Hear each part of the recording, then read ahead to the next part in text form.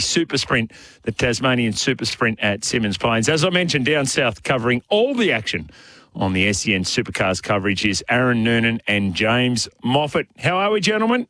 Jimmy, we're great, and we're even better because there's two more races of Supercars action from Symmons Plains in Tasmania, just outside Launceston, and we get to do it all over again. But, Moff, we yesterday had a really interesting race because Will Brown came up trumps, another win for the Erebus team, but it was a real championship-changing day because the top two drivers in the championship points going into yesterday's race, Brodie Kostecki, Chaz Mostert, both had dramas. And that's been the hallmark of Brodie Kostecki up until yesterday, is his consistency and his ability to stay out of trouble. Unfortunately for him yesterday, he did find some trouble.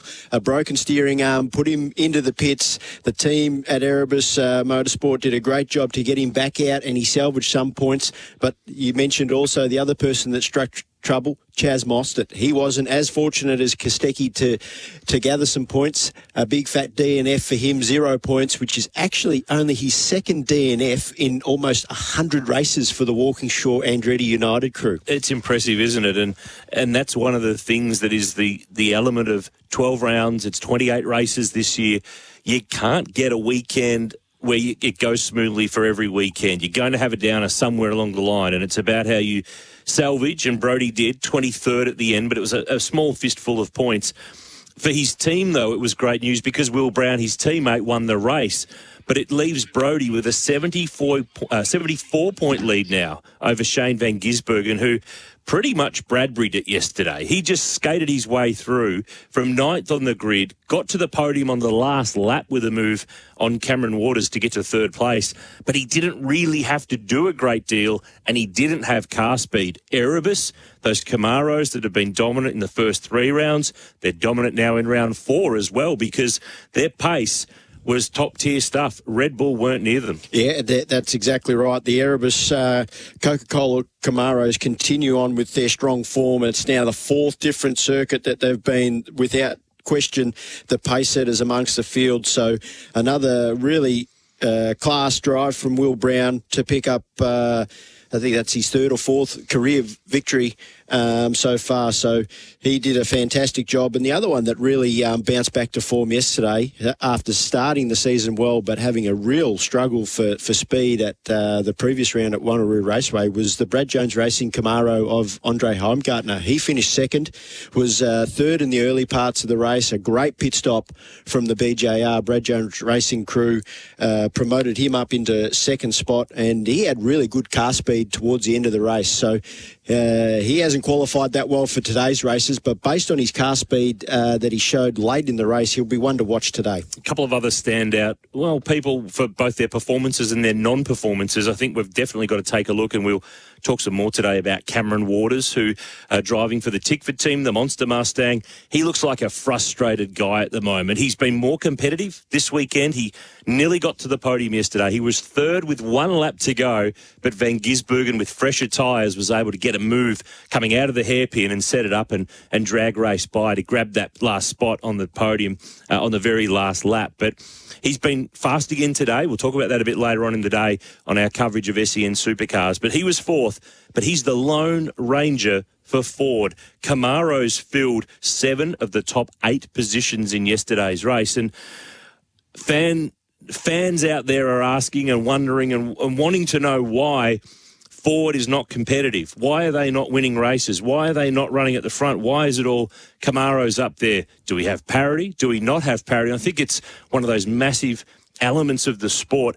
The aim of the game is to have the cars even so that the drivers and the teams are the ones who are making the difference. But on the score sheet so far, it's all towards the Chevy Camaros. It certainly is. And, that's a bit of a worrying concern. This, effectively 4 rounds into the championship, we're up to races 11 and 12 today. So certainly, like you mentioned, Waters there was the lone Mustang Ranger, the only Mustang to qualify in the top 10 for yesterday's race. We've got a few more Mustangs Mustangs in the top 10 today, but it's the race results where the Camaros are really outshining the Mustangs, which, I guess Supercars constantly working on that in the background. But in terms of if there is any disparity in engine performance, well, Symmons Plains is one of those circuits in the country that is going to highlight that, any disparity, like I said, because it's really characterised by two big drag strips effectively. So it's high performance engine territory, and, the Camaro at the moment seems to have an advantage in that area. But when you look at some of the stuff that's been going in qualifying with some of Cam Waters' speed, the speed in the Mustang's there, but they just can't keep it rolling over a 42-lap distance. And some of the other four teams have been nowhere all year. Dick Johnson Racing have not had a moment where they've been in the sun. Waters this weekend has had some sun time. Newcastle, he was decently strong and, of course, won a race after Van Gisbergen and Feeney were removed from the results. Mostert's been consistent, had a bad run yesterday. So this is one of those cases where team, car, it's all these elements, but the understanding of parity in supercars is not that there's an even number of winners between Camaros and Mustangs, or as it used to be, Commodores and Falcons. It's about all the teams having the best opportunity with either of the cars to win. It doesn't necessarily play out on the result sheet at the end of it all, even when the cars are absolutely even. And the difference this year is the supercars, the new cars, Gen 3, the two engines in the two types of cars are different in their capacity, in their size, in their architecture. This is a massive, massive difference compared to what we've had before, where it was like for Ford and GM in terms of the size of the engine, the style of the way that the engine's put together. These are two very different engines being tried to be put together in terms of getting them as equal as they can in power, in torque, and in the way that they deliver all that as well. And the thing we probably often forget is the previous generation of engines, we had 30 years of development on them. So they were developed within an inch of their life, but there was 30 years of work in the background that got them to that point. So we're still, I guess, in the infancy of these new engines, although the development of these engines has been happening from a supercars level for at least the last couple of years. So, it's a constant work in progress. And clearly the thing that sort of stands out for me is just it's the race performances. Like you mentioned, the Mustangs throughout the year have sort of shown reasonable qualifying and one-lap speed, but it's the consistency over the race that, for whatever reason, whether it's an engine and car combination package thing, the Camaro is definitely outshining the Mustang. But you can't take away any credit from the Camaro teams, because they are certainly obviously doing a great job and performing at a high level. Like Erebus Motorsport have clearly stepped up. We've seen strong speed from the Matt Stone Racing Camaros this weekend. I think both their cars are qualified in the top 10 for all three races. So clearly, from a team point of view, they're doing a great job. And we're seeing something that we're not really used to seeing also with the likes of Shane Van Gisbergen and Triple Eight Race Engineering struggling more than what we would normally come accustomed to. So, the new generation of car has certainly mixed up the pecking order. Kostecki leads Moff by 74 points in the championship coming into today. We've got a pair of 42-lap races. There's 100 championship points for the winner of each of those. There's 5 bonus points for the fastest lap of those races, but you do have to finish in the top 15. So Brodie Kostecki yesterday, when he was nowhere, wasn't eligible to get those points because he wasn't in the top 15 in the field. That didn't stop him from going for trying for it, though. He still definitely had to go. But coming into today, he's 74 points clear of Van Gisbergen, another 21 back to Will Brown, who's leapfrogged his way now with that win yesterday. Chaz Mostert, 0 points yesterday. He's back to 4th. He's 124 off Kostecki now. So he's not out of it. He's still very much in the game. Cam Waters has fought his way up to 5th. He's 200 off the lead. Brock Feeney 6th. Andre Heimgartner now up to 7th by virtue of that second place yesterday. Reynolds, Will Davison and Jack LeBrock round out the top 10 in the Drivers' Championship coming into today's races 11 and 12, where we've got some more jumbled qualifying orders. We've got, again, Van Gisbergen.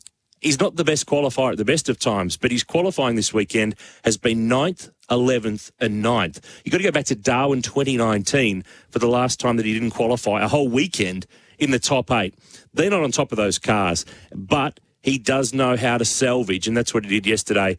He's very, very well in this fight, up to his eyeballs. But now the big question is here, he isn't setting the terms like he has been in the last couple of years. Erebus is setting the terms. It's a complete shift of energy in the way that this championship's unfolding. Yeah, you're exactly right. And the thing for me about Erebus Motorsport is it's both cars. You know, it's not just Brodie Kostecki, it's Will Brown there. So, there's nothing really between those two in terms of performance.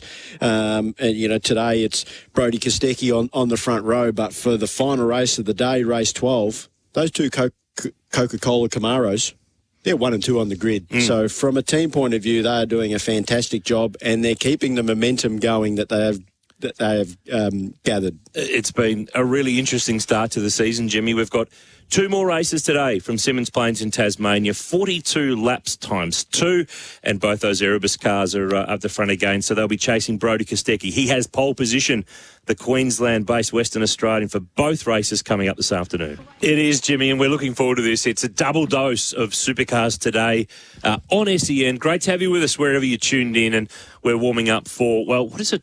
It's a little chilly in Tasmania this weekend. That's definitely the tip. James Moffat's alongside me, the multiple Supercars race winner, and we have got a situation here where we've got 42 laps of racing.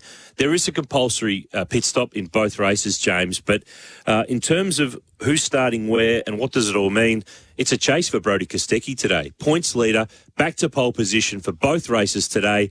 He's the guy to beat, no doubt about it. He certainly bounced back from a difficult day yesterday. There's no doubt about that, and he did that in the best possible way by qualifying on pole position for both races. So for race 11 today, this is his third Armour All pole position of the year, so he's starting to chalk up quite a number of those already, and we know those Coca-Cola Camaros have been very quick in race trim. So we saw yesterday also in the races that it was pretty much just 2 rear tyres for most of the cars when they did take their compulsory pit stop.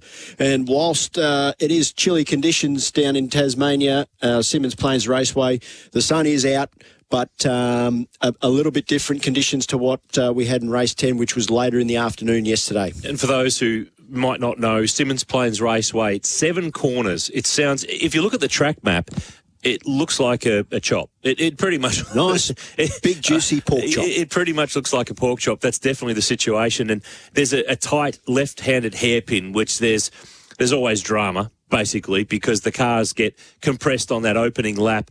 But really, it's about the 2 big, long straights. There's a small hump just over the start-finish line, a little right-left kink that leads them onto a right-hand flat-out kink on the run down to that hairpin, and then a big flat strap run down the back straight with a big kink in it, and then the end of the back straight is where pretty much all the overtaking happens at Symmons Plains, but it's pretty hard to find some room. Now, 42 laps, it's 100 kilometres of racing. There is a pit stop in among all of this, but the question is, when do you take it? And we saw yesterday, Will Brown, the winner of the race, pretty much just cut the race in half. He pitted lap 21 of 42. We saw Shane Van Gisbergen play the game a bit more how he normally plays it, runs a little bit longer, then he's on fresher tyres for that run home, and he was able to get by Cam Waters. But really, this is sprint racing supercar stuff. This is the part of the championship when we're in single driver racing, flat strap racing, go for broke. It's not really a case of managing the tyres too much. Super soft tyre in play this weekend. We don't have that mixture of the compounds across the races, so it's pretty much just go for hell for leather. And the Symmons Plains circuit, being 2.4 kilometres in length, it is very minimal in terms of tyre wear than compared to where we were last racing at Wanneroo Raceway, which was quite high in terms of tyre degradation or tyre wear. So, there's always plenty of action, particularly at Turn 4, the hairpin. That is a famous corner in Australian motorsport, and we saw a pile of action there yesterday, and Brodie Kostecki was caught up in that. So I expect to see that being a potential trouble spot again today. It's all about the drivers navigating through there on the first lap nice and cleanly. But it's a very technical track, Symmons Plains. Like you mentioned, it might only have 7 corners on it, and it looks quite simple on paper, but it is one of those circuits that's very challenging from a driver's point of view to piece it all together. There's some very high-speed braking applications that requires, to be perfect technique. So that's why it always produces great racing. And it's close. And to justify that, the grid positions for this race were determined by qualifying earlier this morning. Brodie Kostecki's got pole. Here's the margin. Cop this, James. 0.0029 of a second. 29 ten-thousandths of a second between Brodie Kostecki and Brock Feeney, who's qualified on the other side of the front row. It's the closest ever qualifying margin in championship history at Symmons Plains, because in the old days, it used to be timed to 1 decimal place. 1987, Alan Grice had pole by an official 0.0 because they couldn't split them. I'm saying that this is the tightest because it's to 4 decimal places, and we actually know the differences between these. Back in those days, it was someone with a stopwatch and how fast they were pressing the button or not. Yeah, and you go back to Will Brown, who's qualified third, and he's a mile off. He's 0.062 of a second off his teammate, Brodie Kostecki. Nowhere. So, he's nowhere. Exactly. So, and you know, to further that point, you go down to Cam Waters, who's qualified in 10th for this race, and he's 0.24 of a second off pole position. So absolutely, you know, small margins, but that's something that we've become accustomed to in the Supercars Championship. So Brodie Kostecki is going to start from pole position for this one. Brock Feeney starts alongside. Camaros fill the top 6 spots on the grid. The cars are on the grid. Rode up at the moment with the crews out there just with last minute chat, with last minute preparation. Pretty chilly in Tassie today too. 13 degrees is the current temperature, of course. And I'm sure the feels like temperature might be a bit lower than that. Yes, it feels like much less than 13. And, of course, the weather update for our SEN Supercars, Kubota cars, together shaping and building New Zealand. And, well, at the moment, the New Zealand drivers, they've dominated the championship the last few years with Van Gisbergen, Scott McLaughlin, who is, of course, this weekend qualifying for the Indianapolis 500. Van Gisbergen starts 11th. In this one. That's the lowest he's qualified in Tasmania in nearly 10 years. So let's see. That's an amazing stat in itself, really. But it just goes to show you the level of sustained performance from he and that 888 team and the team he was with previously, Techno. So Van Gisbergen will have to fight today. He'll start from 11th on the grid. But let's step through the grid to know where your favourite drivers are lining up here on SEN Supercars. Brodie Kostecki, championship leader, pole position. Brock Feeney for Red Bull Ampol Racing alongside. Row 2, Will Brown and Jack LeBrock. Stunning stuff from the Truck Assist Matt Stone Racing team, because not only, James, is LeBrock 4th, his young teammate Cameron Hill, the rookie, is 5th. Best ever qualifying performance. Yeah, fantastic. And that backs up a really strong qualifying performance from those two guys. Yesterday we saw LeBrock qualify on the front row. Got a little bit beat up in the race with Brodie Kostecki early on. So LeBrock and both Cameron Hill will be looking to capitalise on their starting positions of 4th and 5th today. So looking back through the order, if you're a Ford fan and you're thinking, hang on a minute, you guys have not talked Mustangs. Well, next row of the grid is where you start to find them. James Golding, 6th. First Mustang. Will Davison, 7th for the Dick Johnson Racing team. Then some more Mustangs. Thomas Randall, 8th. David Reynolds, 9th. Cam Waters, 10th. So they've got Mustangs in the 10. They're just at the wrong end of it at the moment. Van Gisbergen's 11th. Tim Slade will start from 12th. Mark Winterbottom is back in 15th. That's his worst qualifying in Tassie since 2018. Between them, you'll find Chaz Mostert, who's 13th, and you'll find Bryce Fullwood, who's lined his car number up with his qualifying position. Car 14 will start from position 14. Then Nick Percat, 16th. Better run for him yesterday. Had a bit more pace in car number 2 for Walkinshaw and Andretti United.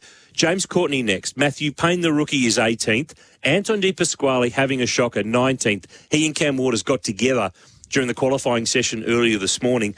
Jack Smith, 20th. Andre Heimgartner from 2nd yesterday is going to start from 21st, the Kiwi in car number 8. He's got a lot of work to do. Then it's Todd Hazelwood, Declan Fraser, Macaulay Jones and Scott Pye. Pye rounds out the field of 25 cars.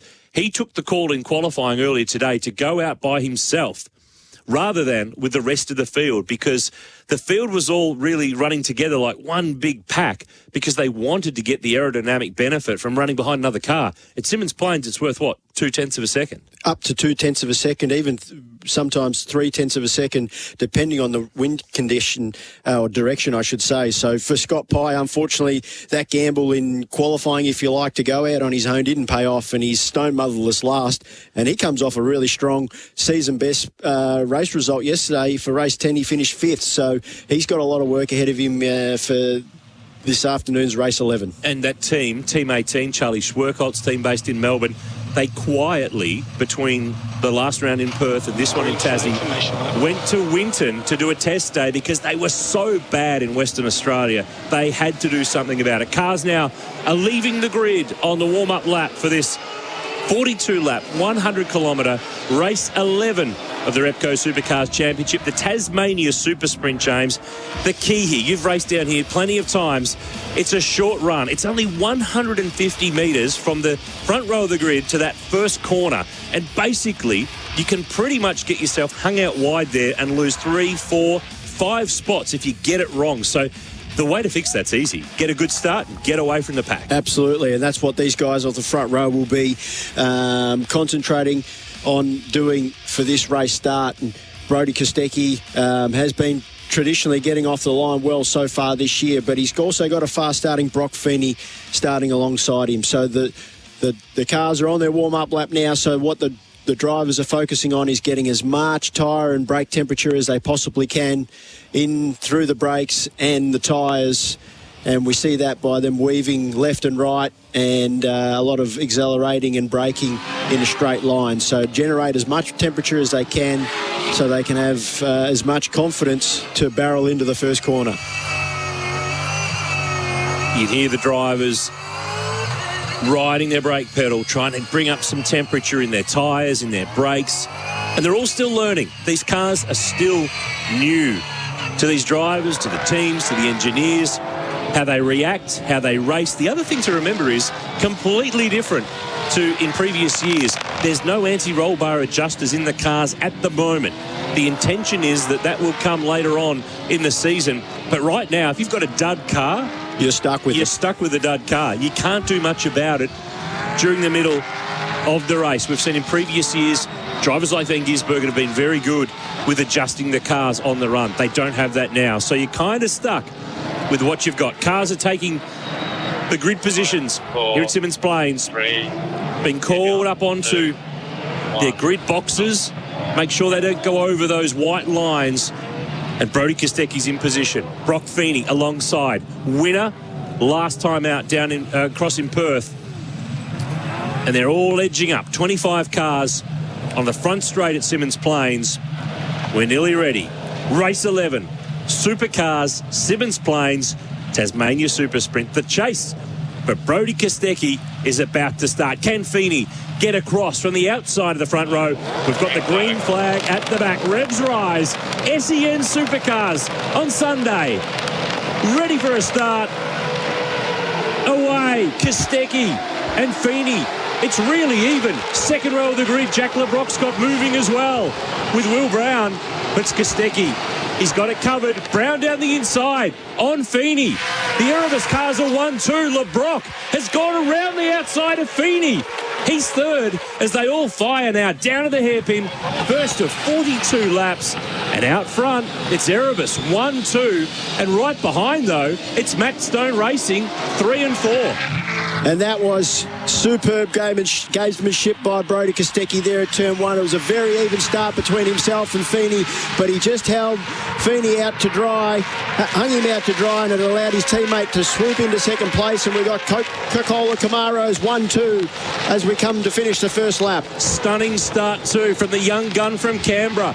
Cameron Hill is third. We've got a car off in the background. Van Gisbergen's off the road. Turn 7. He's in the tyre wall. There's major damage to the right front. And James, he went off at a seriously fast rate of speed. The reigning champion, Shane Van Gisbergen, is in the wall in Tasmania at the end of the opening lap. We saw a similar incident with James Courtney yesterday, but Van Gisbergen, with the pictures we're seeing, undoing his belts, Looks like he's preparing. Well, he's hit hard there. It's a tyre wall on the exit, James. Oh, he's got going, but he's got big damage. The right front is busted on the number 97 Camaro. It's right at the pit lane entry, so he's able to at least get it in there. But I reckon the reigning champ might be done for this one at Simmons Plains. But back to the front, Kostecki, Brown, Cameron Hill, Jack LeBrock, a 1, 2, 3 and 4. Nose to tail across the line. 2 down. 40 to go. Van Gisbergen is back in the pit lane and getting out of the car. Out of the car, assessing the damage to the right front. So that is a huge blow for the reigning champion.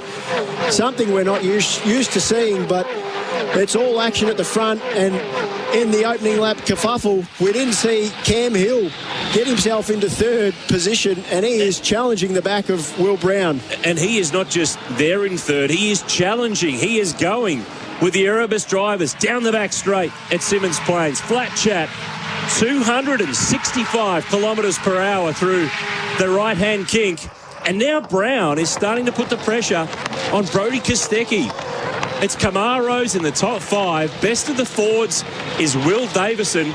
But this is perhaps the biggest of Bendix's big moments today. Thanks to Bendix. Put your foot down with confidence with Bendix brakes. Shane Van Gisbergen is walking down the pit lane. He is out of his car. He is out of this race. So not only was it obviously Shane Van Gisbergen with huge dramas on the first lap that sees him out of the race now, but Feeney has dropped from second all the way down to 5th. So his opening lap was not good. We've also got vision now here of one of the Penrite Racing Mustangs. Looks like David Reynolds in pit lane with damage to the right rear of his Mustang. Now, we have yet to see a replay of understanding what happened there, but now we've got to fight for the lead. Will Brown is around the outside of Brodie Kostecki. His teammate on the run down the back straight. He's up the inside for turn 6. He's got it done. Change of the lead. The Coke cans, they've swapped positions in the fridge.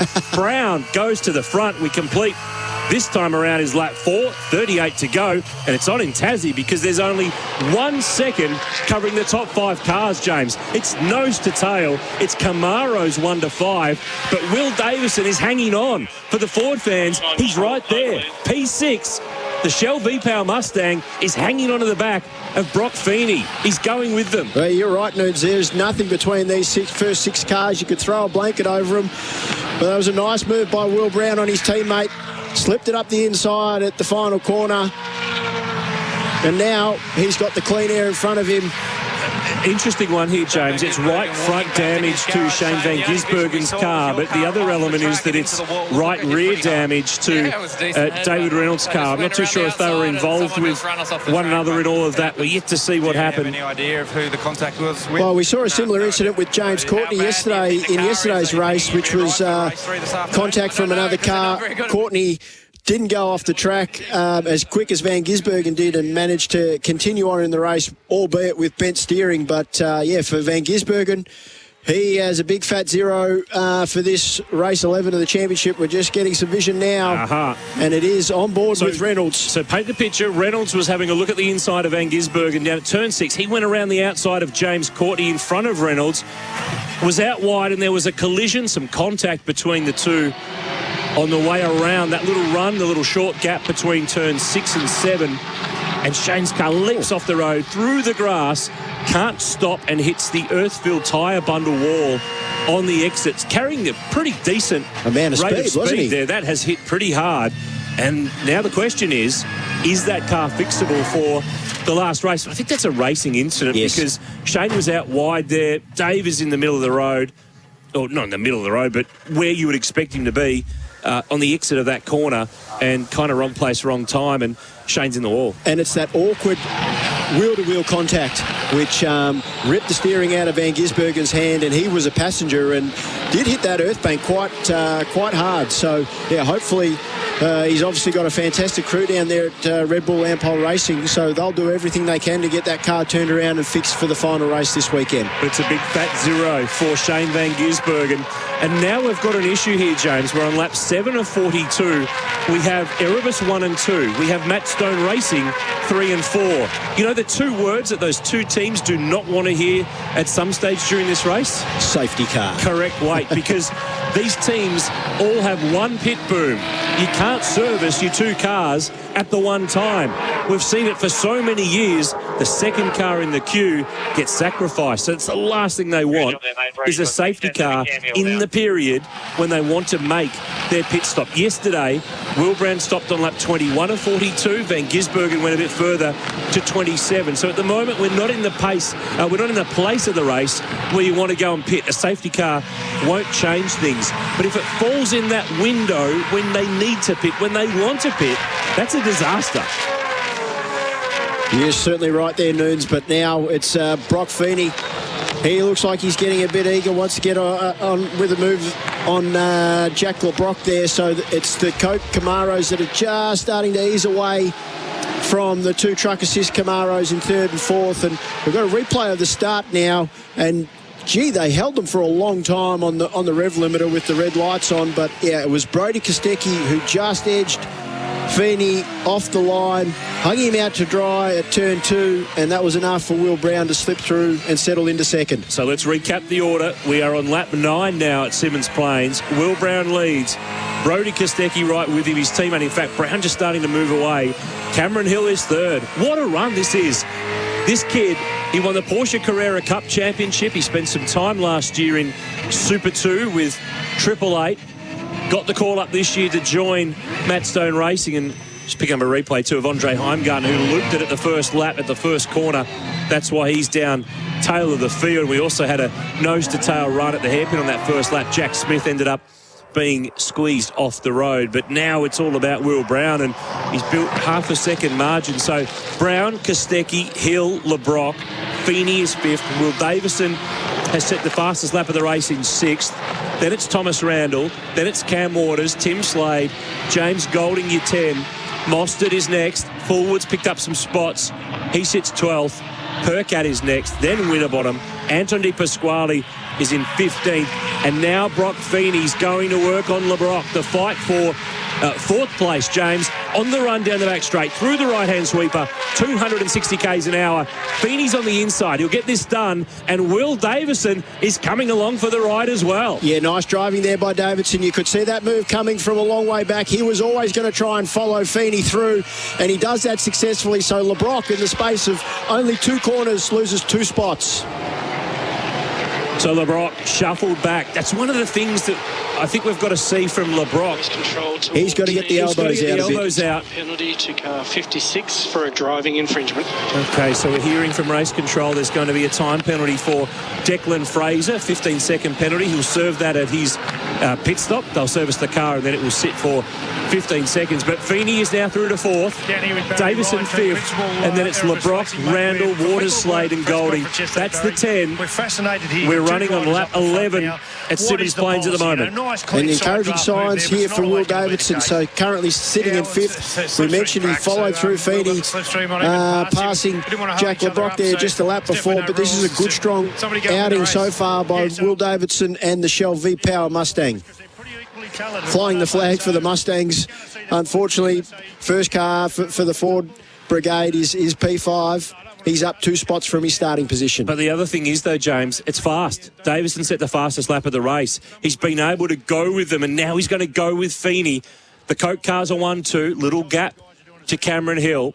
Little gap to Brock Feeney, who's got them queued up. Davison, LeBrock, Randall, Waters. You know who I wouldn't want on my tail this weekend is Cam Waters. He's driving, he's frustrated, he's angry, he's not getting trophies. He nearly got a trophy yesterday. He had collisions with the 2 Shell cars in qualifying earlier today when they were right in front of him as he was trying to get his qualifying lap in. There was contact with the pair of them. He's not a happy bloke at the moment. Well, maybe the only saving grace at the moment is it's actually his teammate sitting in front of him, Tom Randall, so in the Castrol back Mustang. So hopefully Cam keeps it nice and tidy. But certainly if he was behind one of those Shell V-Power Mustangs, I think the Shell guys would be a bit nervous. Brown's lead to Kostecki's only 0.3 of a second. The cars that lead the team's championship are down at the hairpin. This tight left-hander. Pit lane is a little busy at the moment. Mark Winterbottom is in the Repco Authorised Service pit lane. Of course, you can rely on your local Repco Authorised Service centre, and his team have serviced him and got him on his way. But that's a really early time of the race to come on in and get that done at the end of lap 12. So the only thing I can think of there as to why you would pit that early, Noons, is maybe Winterbottom was stuck in some traffic, felt like his car speed wasn't... he wasn't being able to show his true car speed, so the team down at Team 18 have elected to pull him out of the queue, get him serviced, 2 fresh rear tyres, and he can run in some clean air and hopefully punch out some fast lap times. We mentioned before too that 15-second time penalty for Declan Fraser, car 56 from Tickford Racing. He was the car that got into the back of Andre Heimgartner at the opening corner of the race. So Andre is down the tail of the field at the moment in 19th, and Declan Fraser runs in 17th, so he will take 15 seconds added to his pit stop time a little later on. So what we're seeing here, James, Courtney is now in pit lane, rear tyres for the number 5 Mustang, but the Coke cars are starting to just move away. But I got to tell you, Cameron Hill, this is such an impressive performance from this kid. He was in the Toyota 86 series. He runs his own Formula Ford team with his dad. They've got cars in Tasmania this weekend. He's a driver. He's a team engineer. He does a bit of everything. He's an impressive young guy from Canberra. In the ACT, he's driving for Matt Stone Racing, the team that's run by Matt Stone, the son of the legendary Hall of Famer Jimmy Stone, who was a partner in the Stone Brothers teams with his brother Ross that ran Marcus Ambrose to championships, and Russell Ingall as well. And here's Hill right with the leaders, who are now closing up because Kostecki just had a look at Will Brown down at the hairpin. It's lap 15, James, and that was a little close. He's just starting to show a little more pace, and he's keen to get by. He certainly is all over the back of his teammate. So we saw Brown very eager to get on with things early in the race, past Brodie Kostecki for the lead. But now we just see like Will might be struggling a little bit for tyre condition, and Brodie is absolutely all over the back of him. And in the back of Brodie's mind will be that issue if there is a safety car now. They are in their pit stop window, so he'll be eager to get track position on his teammate so he doesn't have to stack in the pits if there was a safety car. And when you are the lead car of your team on the track, you've got the priority, and you know that only too well. And down the hairpin now again, Kostecki. He's down the inside more this time than he was last time. He's on the inside line, so he's compromised for the run on the exit.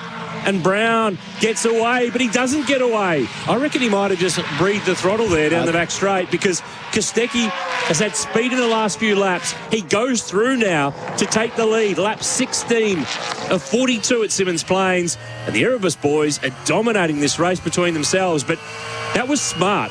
They have to start doing this more often, because there's a team's championship, there's a driver's championship, and if they slow one other down, they're helping everybody else. So that was a good move. And they're certainly dominating the team's championship as we speak. So, yeah, nice move there by Kostecki. He set that up at the hairpin, was able to turn underneath Brown as Cameron Hill with the truck assist. Camaro, he pits now, 2 rear tyres for him, and away he goes. But, yeah, through this phase of the race, it's Kostecki in the 99 Coca-Cola Camaro that seems to have the right balance underneath him, and he's starting to eke a bit of a margin back to his teammate.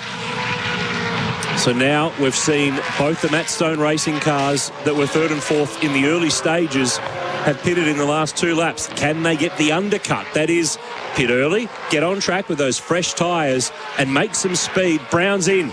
They're going to pit Will Brown from 2nd in the race. That's a smart call, because they want to cover off. That's what they'll be doing, covering off Cameron Hill. Absolutely. Yes, absolutely. And in comes Will Davidson behind Will Brown as well. So the 2 Wills pit from 3rd and 4th on track. I thought there was a line there, James. I thought there was going to be, where there's a Will, there's a way.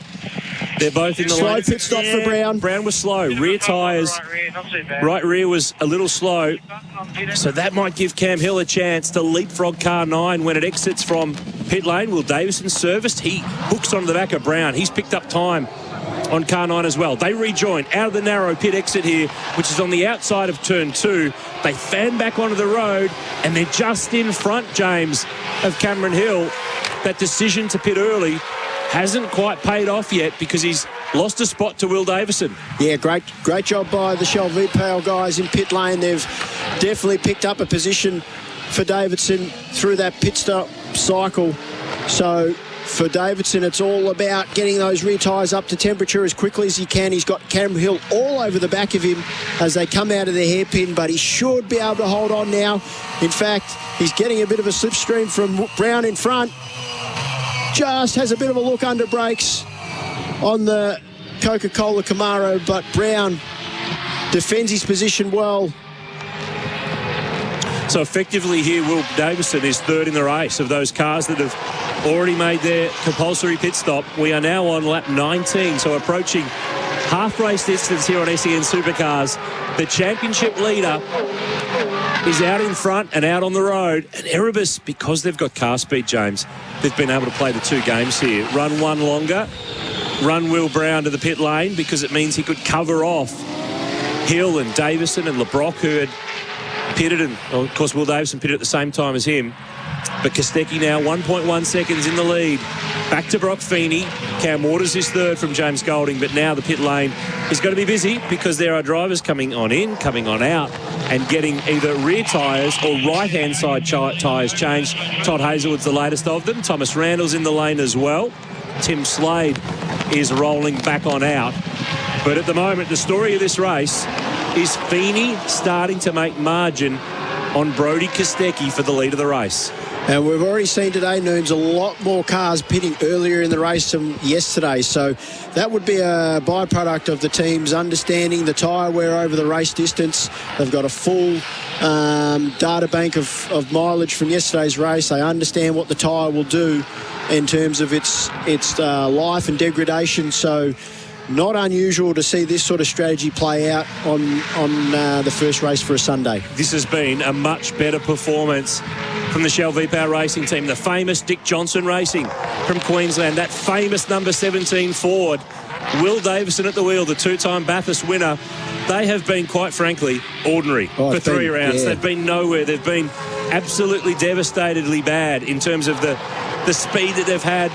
They just haven't been able to get it going. But here's a chance today in this race for a bit of sugar for DJR. Of course, an ownership change in the off-season. New CEO, David Noble, former AFL coach. And they haven't had much to be excited about in the first couple of rounds. But now there's a chance. Will Davison is third of the cars that have pitted. And Brodie Kostecki now is rolling on in to take his pit stop. Lap 22 for Kostecki. Oh, he goes long in the pit box. So that's going to cost him a little bit of time. But fortunately for him, I think he'll have enough margin back to his teammate, who's effectively P2 on the road. But the Erebus crew service Brodie Kostecki with 2 fresh rear tyres. And he's at pit exit, James. Brown is just coming over the hump after the start-finish line. Brodie's out in front. He's got to get the tyres up to temperature, but he's got himself clear of Will Brown. So now the question is, how long does Feeney go for, who stays out in the lead at the moment? Not very long. He's in. Triple Eight are going to pit him right now from the lead of the race. So the question now is, where does Feeney come out in the pack? Because he's going to be right among Brown, Davison, Hill and LeBrock, who is right there on the exit of the hairpin. We're working lap 23. Really riveting race. Pretty much the win and the second place are in the hands of Erebus, but now it's who's going to get that final podium spot, and what can Brock Feeney do? He's in the pit lane, rear tyres done. A little delay putting the car down off the jacks, but champion team at the end of the pit lane. He's now at the exit. He's off the 40km/h speed limit button. He's going to come out here so close with Kostecki. In fact, Feeney takes the effective race lead. He rejoins in front of Brodie Kostecki. This is on. And that would have all been because Brodie Kostecki went long on his marks when he came in for his pit stop. There was enough of a delay in the crew having to adjust, getting his wheels on, and the 888 Red Bull Lampole Racing Team pit crew did a fantastic job servicing Feeney, and they have got him out in the lead. What a great job. 7 cars are yet to take their compulsory pit stop, but the effective leaders, the guys who've made their stop at the end of the back straight, and we've got a race in race 11. It's lap 24 coming up to be completed. The drivers are making their way around turn 7 in front of the pit lane, and Feeney clocks off another lap. He's 8th in the race, but he's the first of the cars to have taken their stop. That's where the focus is.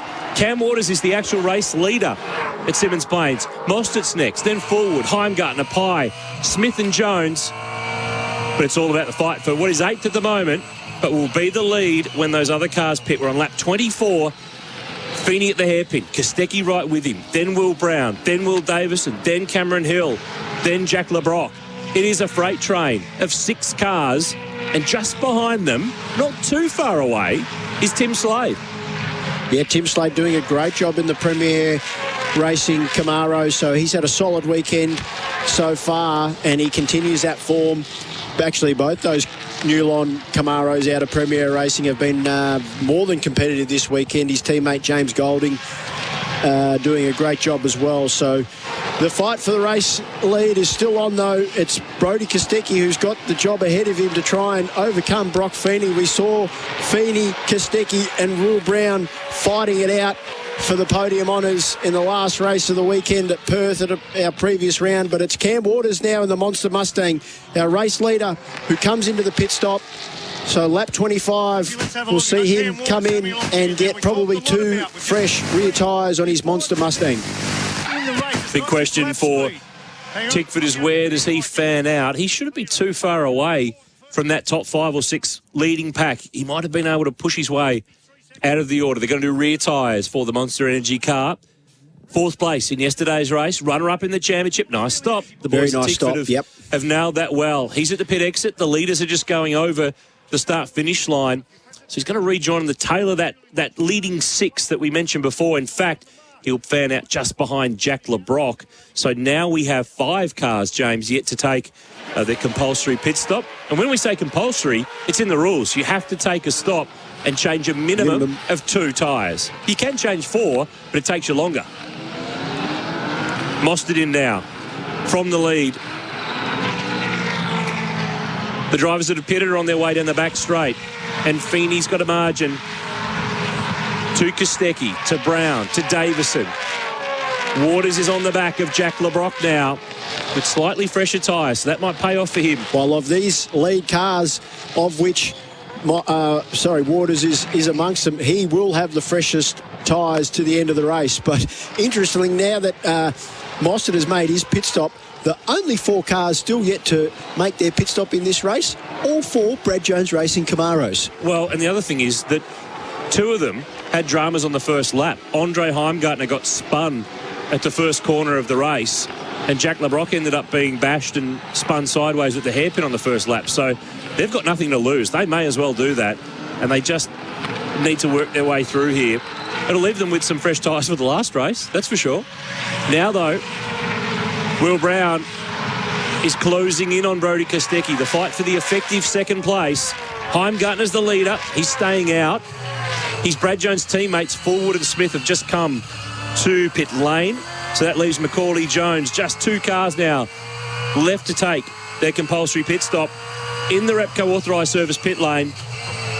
A pit lane partner, thanks to Repco authorised service. And right now we've got a riveting battle going on because Will Brown is right with Brodie Kostecki. It feels like the rhythm of before has been reversed here, where he's got the speed earlier in the stint. In the stint before the pit stops, Brodie came on stronger. But at the moment, it's Brown who's keen to get through on his teammate and then be able to have a crack at Brock Feeney. 15 laps to go. Waters is on the move. He's making a move on Jack LeBrock down the back straight. It's for effectively 6th place. It's 8th in the race at the moment. Heimgartner's pitting from the lead, so he'll be removed from the top of the timing sheets. Macaulay Jones, his teammate, is also in. So now we have the order back to how it really is. Brock Feeney is the leader of the race. He is the leader on the road. He's got 7 tenths back to Brodie Kostecki, who's got Will Brown right with him. Will Davison, another second behind. Best of the Fords. Hill is next, but I reckon the guy to watch here is Waters. He's 6th. He's pitted later than some of these drivers with fresher tyres and starting to make ground. In fact, he's almost on the back now of Cameron Hill. Declan Fraser's in the pit lane in the tradie Mustang. And we saw with, sorry to cut you off there, Noons, but LeBrock in the truck assist Camaro out of Matt Stone Racing, he was one of the earliest guys to come into pit lane, and Waters... He was way back, James. He was way back, lap 15. Well, there you go. And so Waters now, one of the latest, he definitely has the advantage of fresher tyres under his Monster Mustang, so he's ranged right up onto the back of LeBrock. In fact, has already made that pass on LeBrock and is battling Cameron Hill now. So those truck assist Camaros potentially battling a little bit of tyre life later in the race. Bit of an update too. Declan Fraser's car that is currently in pit lane, the Super 2 Series winner from last year. That's a broken suspension arm for him, so that's a shame.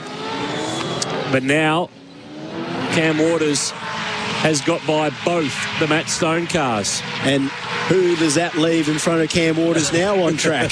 That's Will Davison. And these two got together in qualifying earlier today, the qualifying session that determined the grid for the race later this afternoon. So the Mustangs are in the mix, 4th and 5th, and they can see the podium. Will Brown, though, has got pace on them. Brody Kostecki has just been able to fend off that attack that Will Brown was having a couple of laps ago. In fact, he's dropped him off by a fair way. Yeah, in fact... Davison's closer to Brown than Brown was to Kostecki.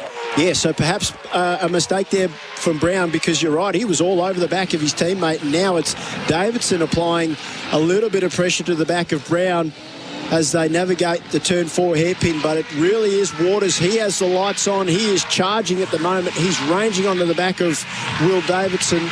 So with a little over 10 laps to go in this race, certainly the positions for the minor placings aren't quite settled.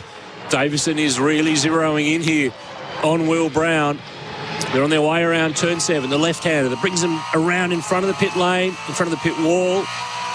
And then up and over the rise. Turn 1 into a left-handed tighter corner. There's a big curve on the inside there. And it's all about power down, getting the run, and he's trying to keep up with the young gun. He was a winner yesterday. He was a winner in Perth. For Will Davison, it's been a while between wins for Ford this year.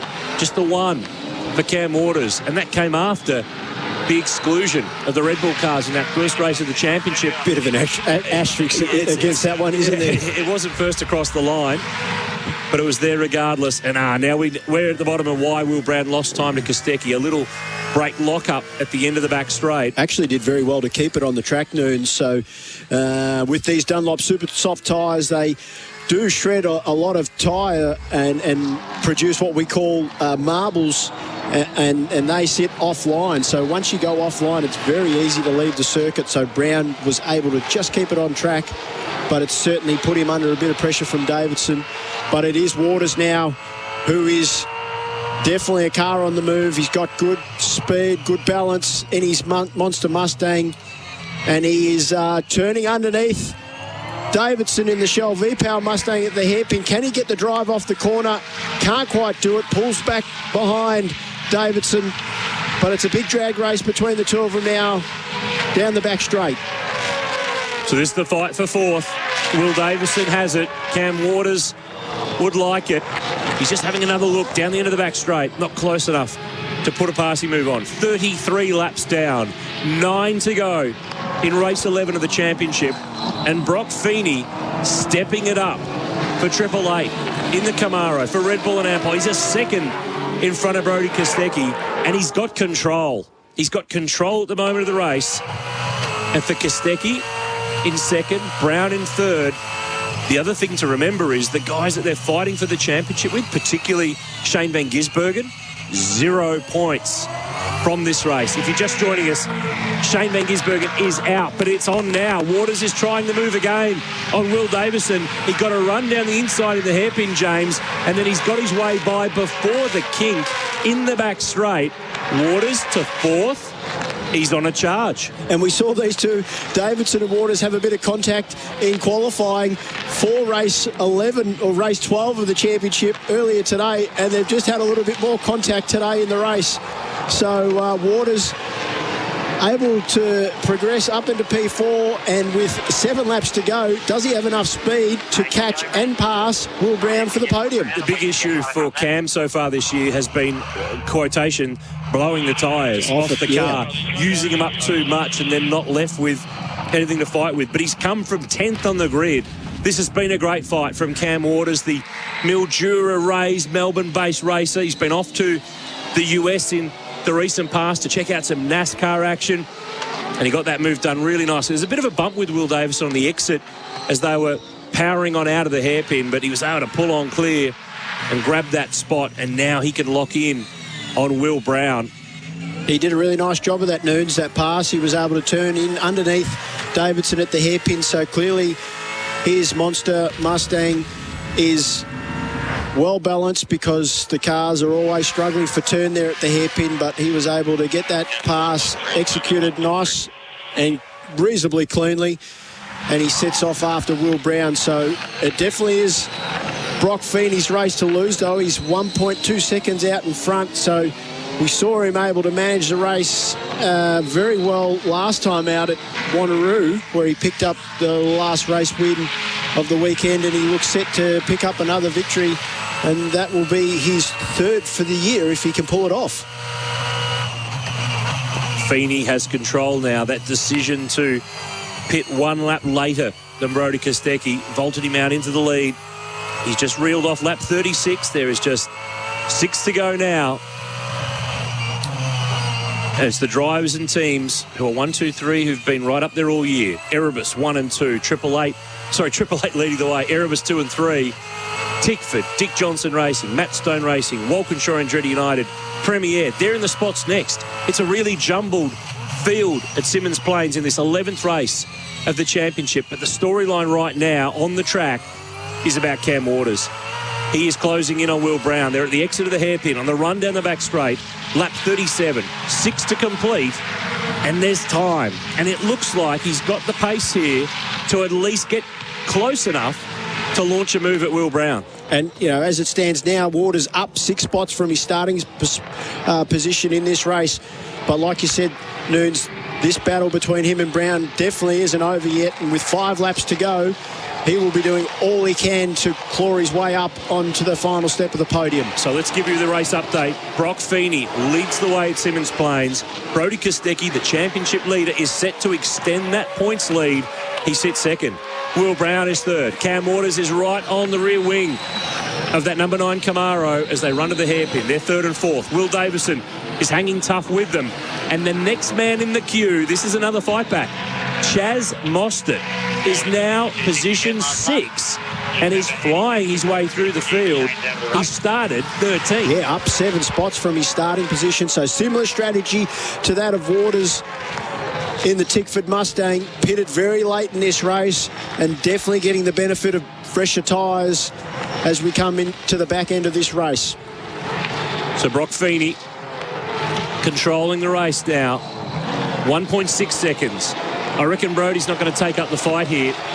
He doesn't have attack from Will Brown, so he's on his target way to another podium. Well, and in you know, bigger championship picture, if you like, Noons, his closest rival Shane Van Gisbergen, big fat donut at the moment. So this is a good championship race or day for Brodie, even if he does settle for 2nd in this race. 38 laps are down. We've got another 42-lap race coming up this afternoon a little later on SEN. But right now, it's Camaros 1, 2, 3, Mustangs 4, 5 and 6. And for Brock Feeney, he's now built the margin of 1.7 seconds. The heat's come out of the battle for the win. It's still on for 3rd. 1 mistake from Will Brown, and Waters is on him. 39 laps down now, 3 to go.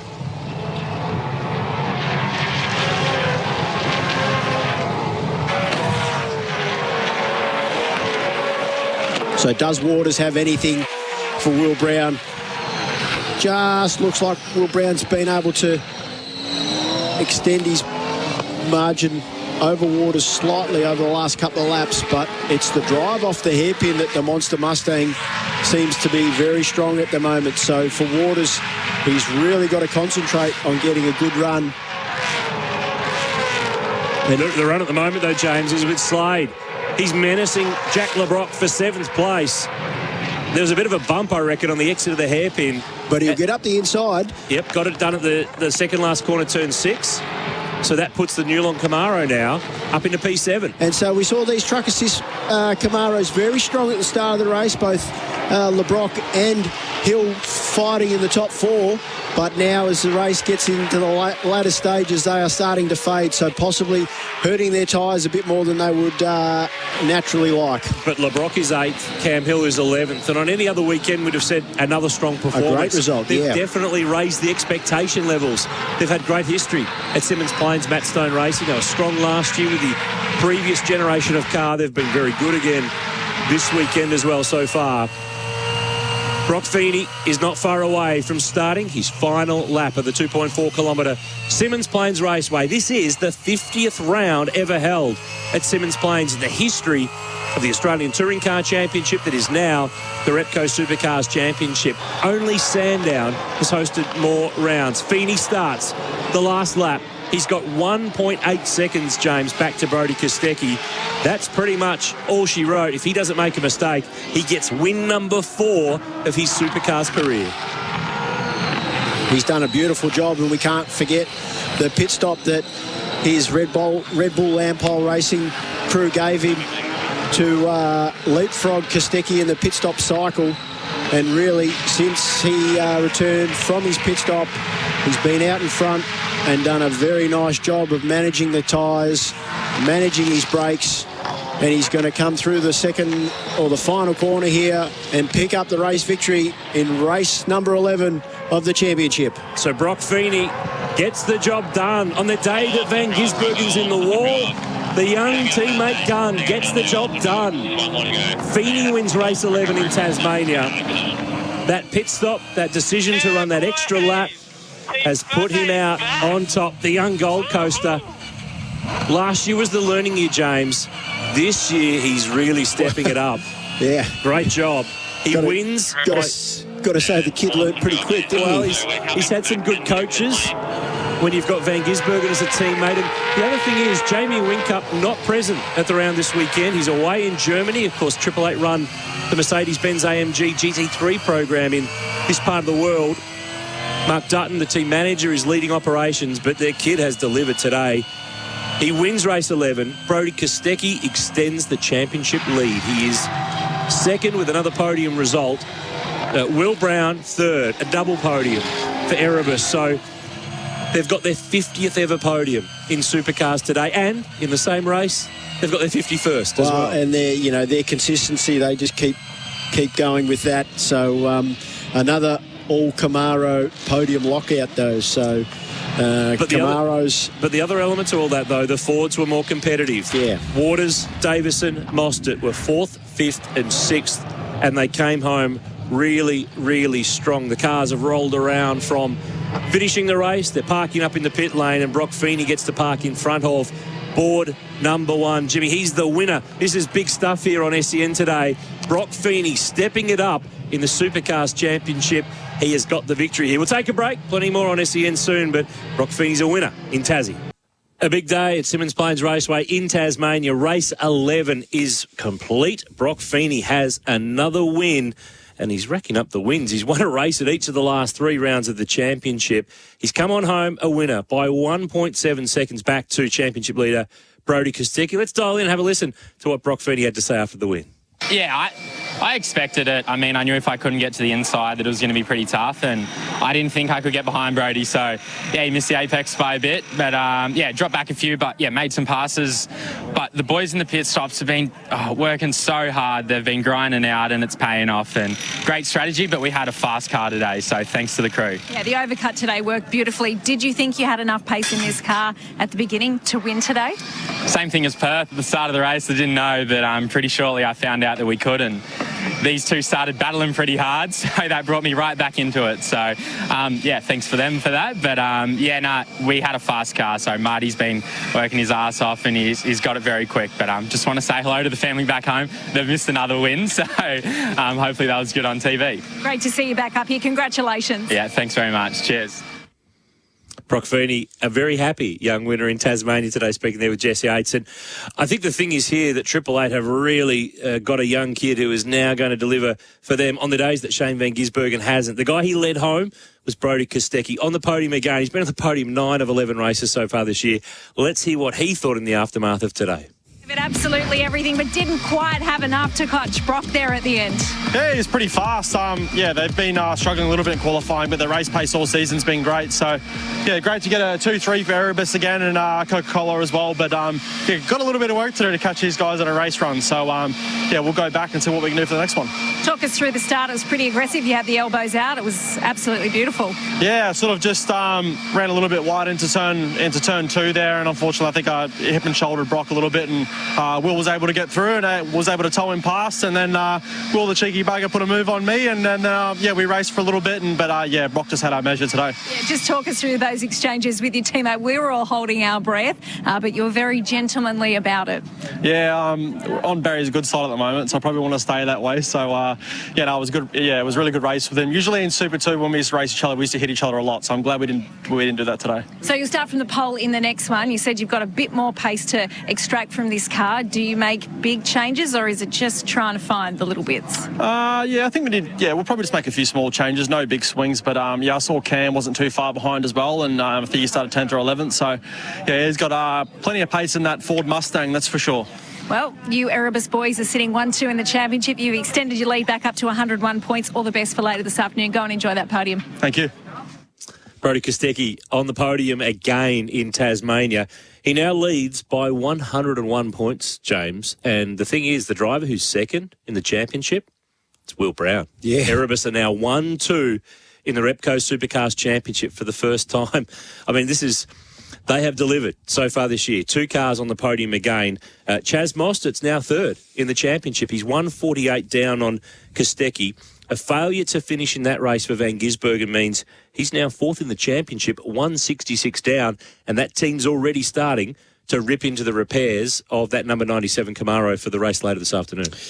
And you spoke about it, consistency. We keep speaking about it, but it's the consistency, particularly of Brodie Kostecki. 9 out of 11 podiums so far this year. Like, you really can't be any more consistent than that. So 101 points back to his teammate now in the championship, Will Brown. So they are very, very strong. But Brodie did touch on the fact that, they might still be searching for a little bit of speed over a race distance in those Coca-Cola Camaros compared to that of Brock Feeney. And, Brock drove a really great race. And credit to him, he paid tribute to his pit crew because really they got him out in the lead, and then he was able to manage the race very well from that point on. Nailed the pit stop. The compulsory stop for 2 tyres was absolutely run and done. So to recap the finishing order, if you just joined us on SEN Supercars, Brock Feeney is the winner of race 11. Brodie Kostecki and Will Brown second and third. Best forward was Cam Waters. He finished in 4th and came home very strong after a late pit stop. Will Davison set the fastest lap of the race, P5 for the Shell V-Power Racing team. Chaz Mostert ran a late pit stop strategy. He came home strong. He finished in 6th. And the top 10, Jimmy, was rounded out by Tim Slade, Jack LeBrock, James Golding and Nick Percap. But the big story now between this race and the next one later this afternoon is Shane Van Gisbergen. Is that car going to be okay for the final 42 laps this afternoon? Oh, fascinating. Thank you, boys. Well done, Brock Feeney. Can I go back to you and ask you, Shane Van Gisbergen, as you say, the story of the day, give me a likelihood. What's a percentage chance that he's racing in race 12 later this afternoon? Without being under the right front of that number 97 Camaro at the moment, it's a little hard to know. But what we do know, Jimmy, these new Gen 3 supercars this year have proven on occasion to not take the bumps quite as well as the previous era of supercars. So he made contact. He was colliding with David Reynolds. So the left front was the initial impact, and then the car fired off through the grass and made contact with a tyre bundle on the outside of the final corner at Symmons Plains, which is earth-filled. It's a tyre bundle, so it absorbs energy, but the right front of that car has copped a very heavy hit, so they're going to have to work pretty hard. There's time to fix, but we'll have to wait and see. We'll keep in tabs with Triple Eight Race Engineering on how that unfolds this afternoon, because there's definitely a question mark over, even if they get that car repaired, it's not going to be 100% perfect as it was at the start of the day. Well, Jimmy, if you're a Kiwi fan and you like Shane van Gisbergen or you like the 888 team, I've got some good news that's coming to you now, is that they have repaired the number 97 Camaro of the reigning Supercars champion, and he will take his place for this afternoon's 12th race of 28 for the Supercars Championship. A bit of contact in the earlier race today. In the early stages, he and David Reynolds got together and their wheels interlocked, and the reigning champ was spat off the road into the tyre wall on the outside of the final turn. But the good news is the 888 team, Jimmy, have completely repaired and replaced the right front corner of that number 97 Camaro. He's good to go. He's going to start from 9th on the grid, from where the qualifying session determined the grid earlier in the day. So Brodie Kostecki, the championship leader, will start from the pole. But good news for Kiwi fans, Shane van Gisbergen SVG will be on the grid for the race, which starts in just under half an hour's time. Just on that, Brodie Kostecki to us leading the championship as well. Will Brown, Chaz Mostert, Shane van Gisbergen, such dominant in the sport over the last couple of years. How would he best summarise his start to season 2023? I reckon very short and sharp, and probably with a few words that we can't say on SEN. It hasn't been a fantastic start. I mean, it rolled out really well for him that first race in Newcastle. You'll remember well that he won the race on the track, and then he and his teammate, who were 1-2, got excluded because of where their driver cooling boxes were located in the cars. They weren't where the rules said that they needed to be. So he was 150 points negative after that because of that's what he would have scored. And when you look at it now, he's 4th in the points. He's 166 off Brodie Kostecki. So you give him back those Newcastle points and he's right in the mix again. But it's been a year where he's not a fan of these new cars. He hasn't really enjoyed them. He said as much in the press over the last couple of months. So everyone's learning. These cars are brand new this season. The engines are new. So he hasn't been at home and at one with these cars like he was with the previous generation. So he's still in the game, though, and he's still fast. They haven't had the car speed this weekend of the Erebus Camaros, who have been dominating the championship for the last few rounds. But he's in the game. And the other thing is his young teammate, Brock Feeney, won earlier today, Jimmy. So the big question is, how frustrating does it be when not only you don't score and you have a failure to finish, but the kid, who's in only his second season in the championship, is the guy who wins the race and starts to build momentum of his own. So Van Gisbergen looking to fight back in this final one this afternoon, but it has not gone his way, which we've been very used to. The last 2 years he's won the championship. Last year, he broke the record for the most race wins in a season. Definitely not going to be doing that in 2023. Mr. Sunday, is that what they're calling Brock Feeney? We going early on that? Yeah, well, no, there's a bit of something in that. I mean, he won last year in Adelaide on the Sunday in the final race of the season. He won the Sunday race at Albert Park this year. He won the Sunday race, or one of them, in Perth. He's just won on Sunday today, a couple of hours ago, and he has a chance for another one. So, Mr. Sunday, I think, is an appropriate term for Brock Feeney at the moment because he's getting the job done. If he wants to be a championship challenger, though, he needs to win on Saturdays as well because there's plenty of races on Saturdays throughout the course of the rest of the championship. Very good. Aaron, thank you for that, James. And that was what unfolded earlier today, race 11 of the Supercars at Symmons Plains, the Tasmania SuperSprint this weekend, and we have one race left to go. 42 laps, 100 kilometres of racing. Two-time Supercars race winner James Moffat's alongside me for this one. Big question. Can Brock Feeney do it again and stop those Erebus Camaros? Well, he's certainly proving to be Mr. Sunday. He's starting a bit further back in this race, Aaron, coming out of position 6 as opposed to being on the front row for the race he won earlier today. But for me, it's whether we see a rampaging Shane van Gisbergen in this race.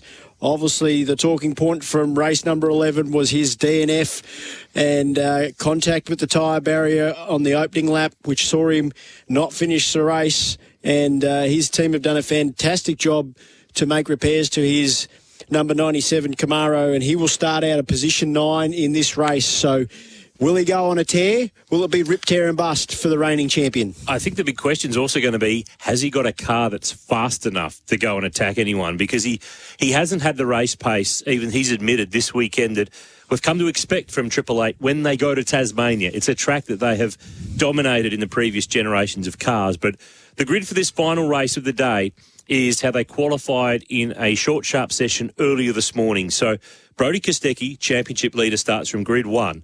Teammate Will Brown starts from grid 2. They are 1 and 2 in the championship points, and Erebus, their team, leads the team's championship points. So they are perfectly placed, I was going to say, but they're also now starting to find themselves in a situation that Triple Eight has for many years, whether it was with Lowndes and Whincup and Van Gisbergen. You've got two drivers fighting at the front for the wins, the podiums, and the points, and you need to think bigger picture here. There's a lot of pressure here on Barry Ryan, team manager here. It's a lovely problem to have, but it's a problem, nevertheless, of managing these situations. And we know that Barry Ryan, traditionally he's how do I put it? Quite emotional, very fiery character. So, there is probably a bit of pressure on his shoulders on how he manages that situation moving forward. But it's a great position for the team to be in. They've come out of the blocks with these new Generation 3 cars in 2023 as the form team.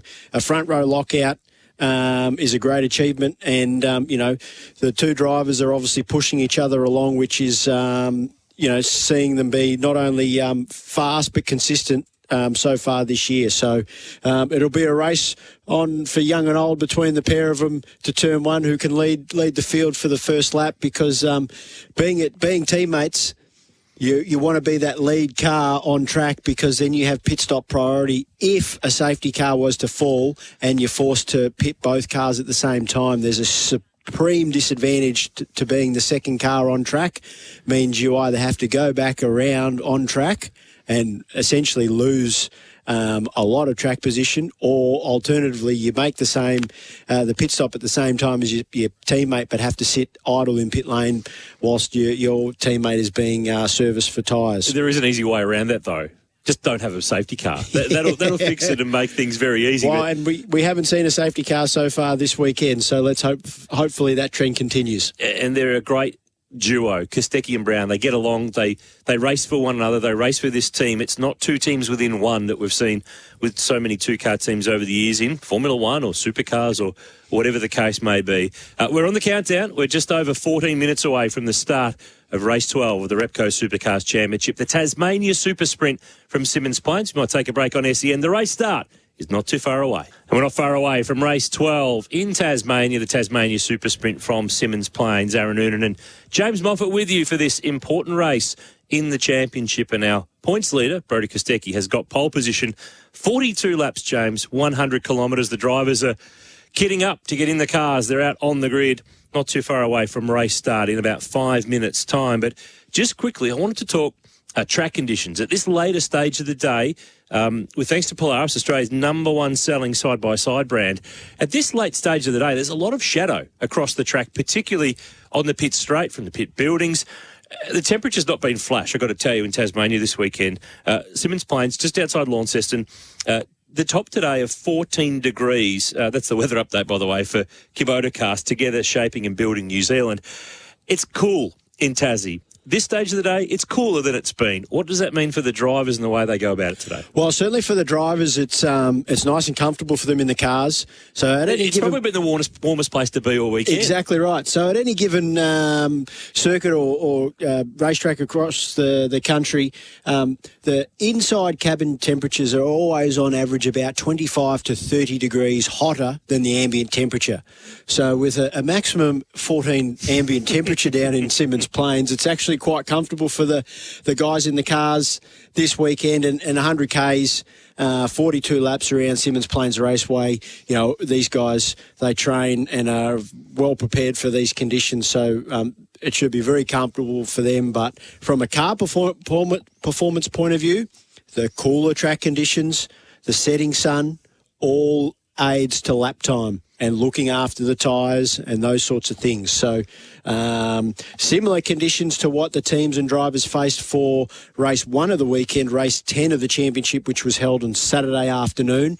So these aren't foreign conditions, so that the drivers and teams will be going in with a bit of an idea on what the tyre wear will be like, what their cars will be like over this 42-lap race distance. And with this race, as per the previous race today and yesterday's race, compulsory pit stop for everybody. They've got to change a minimum of 2 tyres. They can change more, but given the time it takes to do that, it's not worth it. You won't get that back in the race. So the situation is, when do you pit? They're running on the super soft tyre exclusively this weekend for this round. So in the earlier race today, We saw Brock Feeney pit at the end of lap 22, pretty much halfway, one lap after Brodie Kostecki.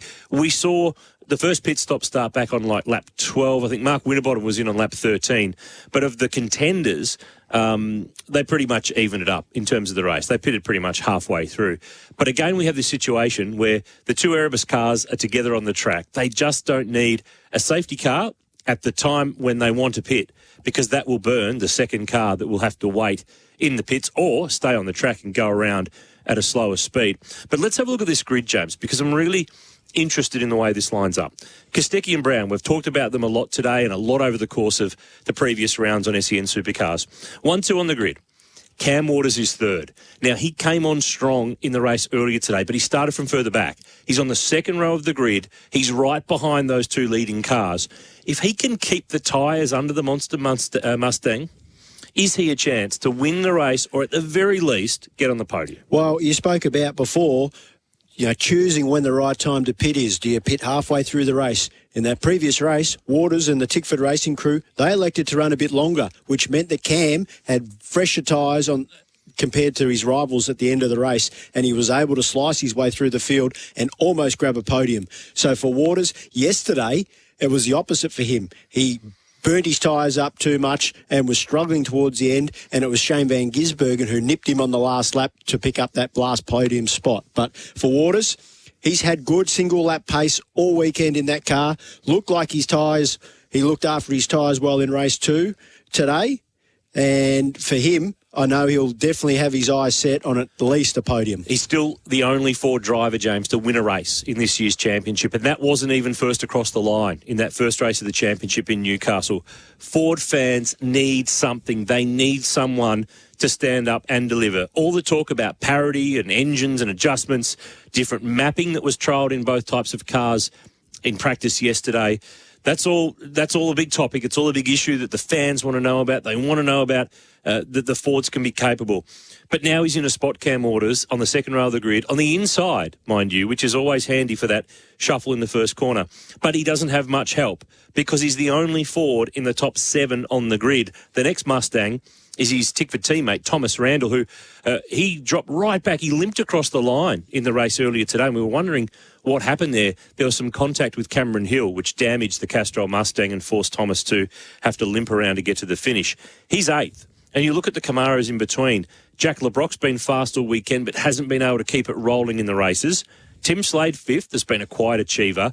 Brock Feeney, 6th. Well, we know about him. He's won a race already today. More than a quiet achiever. He's been a pretty loud achiever today. And Cameron Hill, the young rookie from Canberra, who's had a great weekend. He's qualified 7th. He's been in the top 7, I think, for all 3 races so far. But in the race earlier today, LeBrock and Hill, the two Matt Stone Racing Camaros, were strong early. They ran 3rd and 4th, or 4th and 5th, but they just didn't have the pace later on. They fell away. I'd expect that to happen today. The threat to Kostecki and Brown here, if it's not Waters, it has to be Feeney. Yeah, that's right. We definitely know that Feeney, his car in race conditions, looks after its tyres well, and the second half of the race is where he really comes on strong. So you're right, though.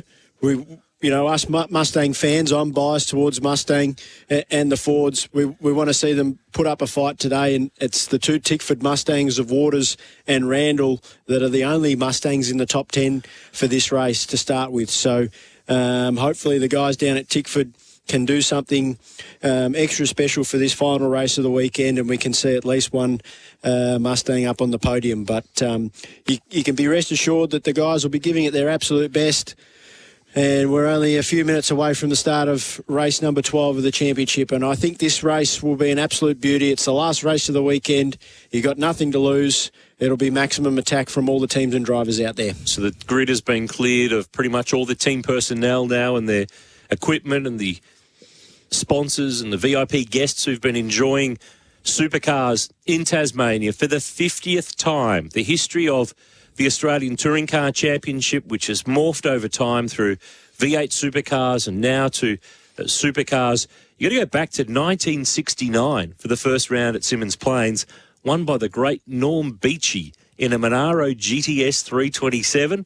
In those days, it was the last round of the championship, and there was only one race per weekend. But now the Supercar stars get 3 bites at the cherry, and this is the third and final of those bites. And Simmons Plains, we call it the pork chop because if you look at the track map, that's exactly what it looks like. It's 2.4 kilometres. It's 7 corners. Really, there's 2 passing opportunities. The hairpin turn 4 and turn 6 at the end of the back straight that's got a big kink in it. A track that looks relatively simple on paper, only 7 corners like you mentioned, but it is one of the most technical tracks that we visit throughout the year. It's a very challenging track from a driver's point of view. You've got some big, heavy braking applications, and the circuit is characterised by that famous turn 4 hairpin, which we see a pile of action each and every year at that particular corner. But it's great for spare parts as well. Exactly. Not so good on the bank balances of the race teams. No. We should have a look at the grid for this 12th race of the Supercars Championship for 2023.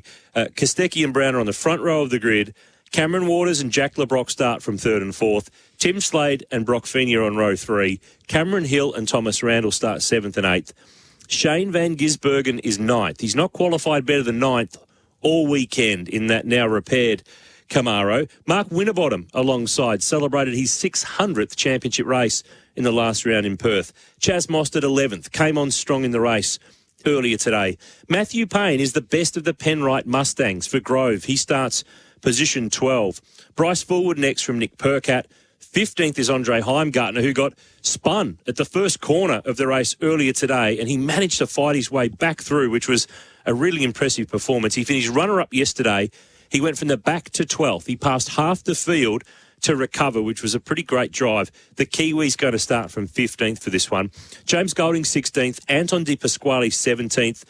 He's had a rough weekend. There's no other way to describe it. David Reynolds 18th. He was in the crash with Van Gisbergen earlier on in the day that caused some damage to his car. He did get going again, but was down near the back.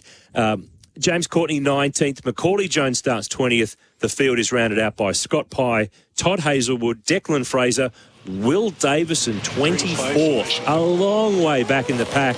And Jack Smith rounds out the 25 cars as they now leave the line on the warm-up lap for this 42-lap race, race 12 of this year's Supercars Championship. And this stage of the day, when the temperature's gone down a little, the sun is still in a precarious spot on the end of the back straight. You sort of get it coming sort of in through the windscreen of the car. You've been at Simmons Plains, you've raced here many times over the years. At this stage of the day, does that get into your attention? Certainly it's something that the drivers will have to consider. The setting sun, it isn't ideally placed for optimum vision heading into the back straight, or the corner off the back straight, I should say. But fortunately, all these drivers are professionals, and they would have been through situations like this in the past. So I don't anticipate it affecting them too much. But 2 drivers particularly that I want to keep an eye out for in this race that are qualified further down the field than we are accustomed to seeing them qualify is David Reynolds, who's had a very difficult weekend in 18th.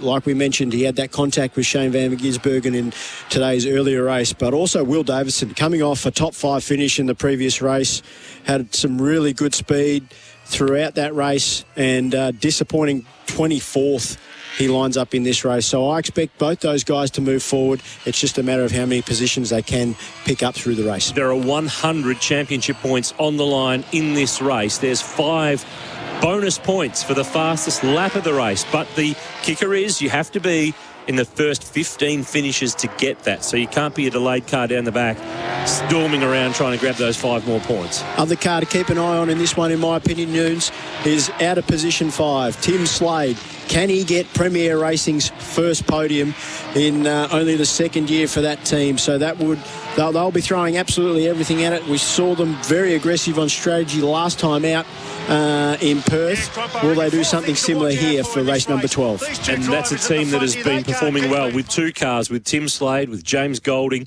Golding is 12th in the championship. Slade is 11th in the championship coming into this race. The cars are lining up on the grid. They've been around the warm-up lap. They've warmed up the tyres as much as they possibly can. Remember, there's no tyre warmers in supercars. The only warming that they can do is on the car in the sun, and the visors are down.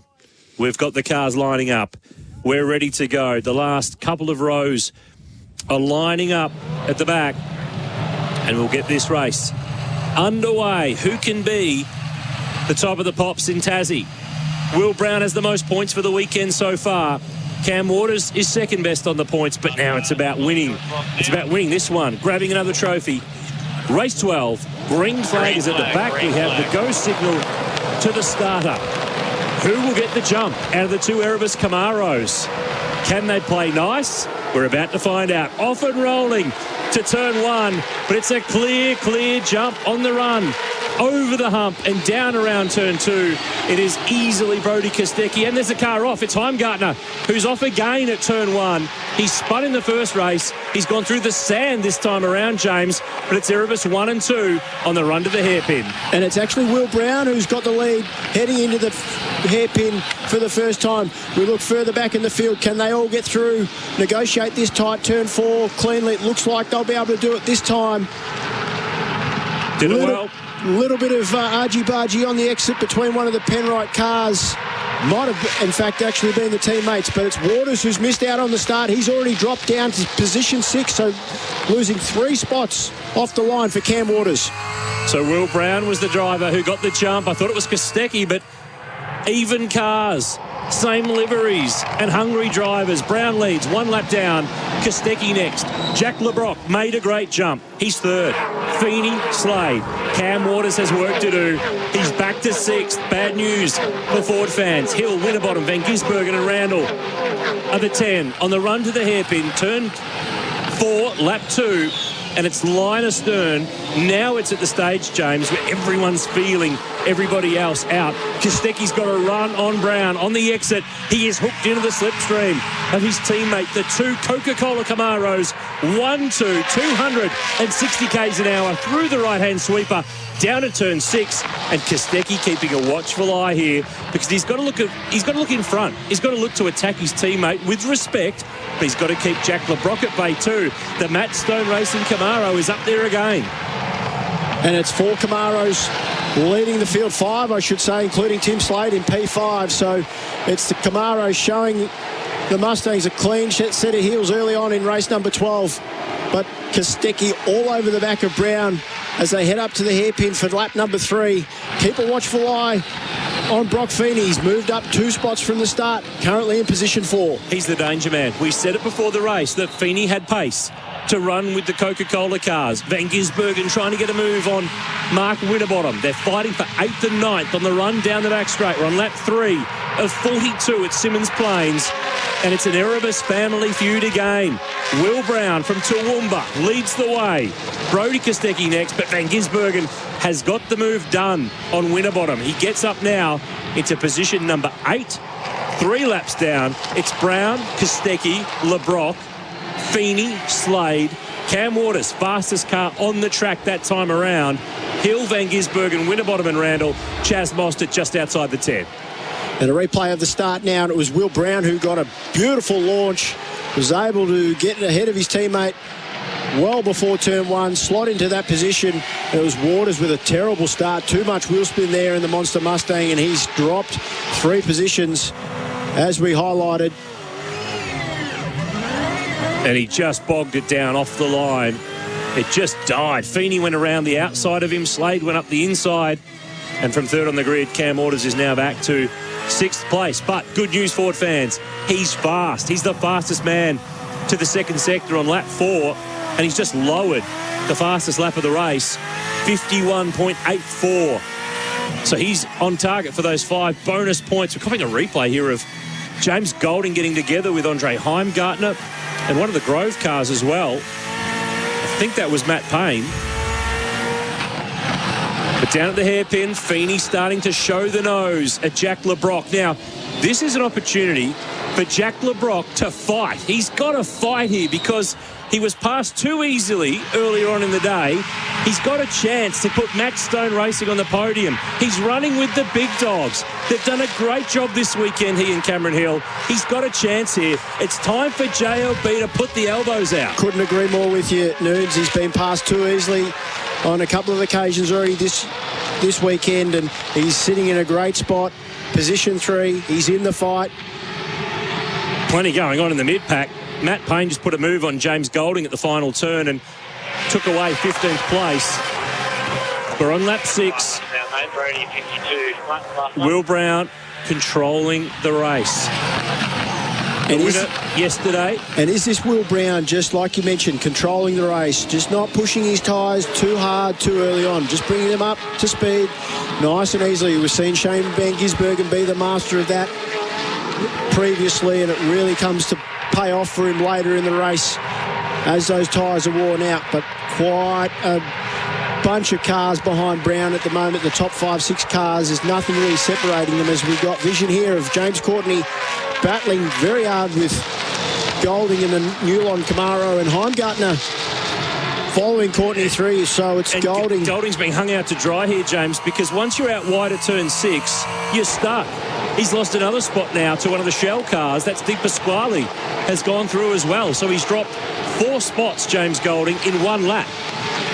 And we saw Golding have quite heavy contact with Andre Heimgartner on lap 1 at turn 1. So quite possibly has maybe a bit of damage to his Camaro. But another couple of guys to keep an eye on in this race so far. Reynolds up 4 spots in P14, and Davidson, we know he's got a fast Shell V-Power Mustang. He's up 4 spots, currently sitting in position 20. So Brown leads by half a second to Brodie Kostecki, the championship leader, by 101 points. That's the biggest margin that any driver's had in the championship lead so far this season. 7 laps down of 42, 35 to complete. Will Brown in control. We might take a break. On SEN Supercars, it's the Erebus Camaros who are in charge. Plenty of action here at Symmons Plains in Tasmania. Great to have you with us. Will Brown leads the way. We've had our last break for Bendix. You can put your foot down with confidence with Bendix brakes, and Will Brown is using the other pedal, James Moffat, right now, using the accelerator to drive away from the field. While we were gone, James Courtney and Andre Heimgartner got together. Heimgartner trying to get a move on Courtney up the inside at turn 2, but carted them both wide out through the gravel, and they are now down at the tail of the field. And Andre is, in fact, he was under investigation for that impact. Just hearing from Motorsport Australia Race Control, no further action in this between Andre Heimgartner and James Courtney. It's been deemed a racing incident. Well, you don't look like you agree. Well, you reckon Heimgartner carted Courtney off the road? Yeah, I've seen penalties dished out for lesser incidents than that. But anyway, I'm not the one making the calls. I'm the one calling the race. That's right, exactly. And at the moment, this race is on lap 14. We have not had anyone take their compulsory pit stop. And as I say that, I'm proven a liar, because Nick Percat's now in. But this looks like more than just a tyre change. They've changed the tyres, but they are into the driver's door here. So there's an issue for car 2. Nick Percat, this is his 300th championship race, but it's not going the way that he would have wanted it to go. To bring you up to speed, we've just started lap 15. Will Brown leads by 1 second from Brodie Kostecki, Brock Feeney and Jack LeBrock. And as I say that, Shane Van Gisbergen is playing a very un-SVG game. He's in the pits, James, at the end of lap 14. We're so used to him going late on the run, but he's gone early this time for his pit stop. And so why has Van Gisbergen chosen to do this? Because he was in traffic. So he would have felt like he's been getting held up from Cameron Hill in front of him as he pulls up on the marks. Nice clean pit stop there for Van Gisbergen. Rear tyres. Rear tyres only, 2 rear tyres. So he's done compulsory pit stop out of the way, and he comes out in some beautiful clean air. So clean track ahead for Van Gisbergen. So what he'll be trying to do now is just punch out qualifying lap after qualifying, and he'll be going for an undercut. But at the same time, he can't push too hard, too early, and burn up his tyres. And while we were in the break, Brock Feeney muscled a really good move in through the last corner on Jack LeBrock, who did, to his credit, fight it. He fought it all the way up over the hump at turn 1, into turn 2, but he was stuck on the outside on the exit and couldn't stop the Red Bull car getting by. But he's holding on a 4th, but he's under fire now, James, from Tim Slade. The Noonan Premier Camaro for Peter Shiveris's team is right with him here. And this is the team, Pete Shiveris's team, that's second year in the championship, has never been on a Supercars podium. Tim Slade was signed to strengthen them up, and he's really got them up and humming now. He's right on the back of LeBrock, up the inside, turn 6. Oh, he's got in deep, but he's made contact with LeBrock. Slade, I thought he had that move done. He couldn't control the car under brakes. Bounced off the side of LeBrock. Jack hangs on to P4. Unfortunately for Slade there, he just locked the rear brakes at the crucial moment. Meant that he had a bit of a slide on the entry. leaned on LeBrock a bit, wasn't able to get the pass done, and that's brought Waters back into the game. He's now tucked up right behind Slade. It looks like that Slade definitely has more car speed than LeBrock. He's just got to get past. Will Brown's driving away from Brodie Kostecki. He's 1.2 seconds to the good of his teammate. We're on lap 17 now as they fire their way down the back straight. And Waters is keeping this pressure on Slade, who's keeping the pressure on LeBrock. Slade struggled again at the end of the back straight there. He had that car dancing around, and he's just lost touch with LeBrock. And now he's got Waters all over him in that fight for P5. Yeah, so only a lap ago it was Slade challenging LeBrock for position 4, and now it's Waters who's all over the back of Slade as they run up to the hairpin. Will Waters have a look up the inside into the hairpin? He can't do it on this lap, but he'll be focusing on getting as good a drive out of the hairpin as he can. Get a slipstream down that back straight, and his best opportunity is to have a look. James, we've got an issue in the Repco authorised service pit lane because Todd Hazelwood, the Cool Drive Mustang, was released, and he got about 5 metres down the pit lane, and the pit crew started waving because the left rear tyre wasn't done up properly with that wheel nut. Now they've rolled it back. Now they've got him done, and he can get rolling again. Of course, our pit lane partner, Repco Authorised Service, you can rely on your local Repco Authorised Service Centre as well. They've got him going again. So they identified the issue and got it sorted. As we have a look at a replay, James Courtney into the side of Macaulay Jones at the last corner. Got the Pizza Hut Camaro sideways, and young Straighten Macaulay him back up. Yeah, he actually got him sideways and straightened him back up all in the one motion. Bump, bump, bump, bump. To James's credit, he did lift at least there to let Macaulay pick it all back up. They're fighting down near the tail. They're 18th and 19th. But the Erebus cars are moving away. Brown's got 1.4 seconds on Kostecki. He's got, well, nearly 2 seconds back to Brock Feeney at the moment. We're watching Van Gisbergen. He's 21st on the road. He pitted before all of the heavy hitters in a bit to try to get out there and get in some clear air on the track. But this race now has really settled. It's really settled down into a bit of a rhythm here. And it's a case of the fight for that final spot on the podium, because it doesn't look like right now anyone's got the pace of those Erebus cars. Brock Feeney needs another cracking pit stop. 888 gave him one in the race earlier today. That was the difference between the track position of being in the lead when he came out and not. They're going to need something really special here to overcome a bigger margin in this race. And the other big mover in this race so far is Chaz Mostert in the number 25 Optus Mustang. He's up 4 positions into P7. Looks like he's got a good race car underneath him. Just pulled a move on Cameron Hill a couple of laps ago to move into position 7. He was happy with his race car in race number 11 for the championship, where he finished 6th. So Mostert on the move as well. There's a lot on the line here, James. I mean, Erebus are getting used to trophies and podiums. We know 888 know all about that stuff. Then there's teams that just want some champagne. Jack LeBrock sits 4th. Matt Stone Racing has never had a podium. Tim Slade behind. Premier Racing, the Noonan Camaros, they've never had a podium. Results like that change things for race teams. We've seen Cameron Hill, LeBrock's teammate. He's just made his compulsory stop. But it's those breakthrough results that give teams confidence, that give meaning to all the off-season, to build these new cars, to go through all the grief, to do all the stuff that race teams do. They've got a genuine sniff today of a trophy, these two teams.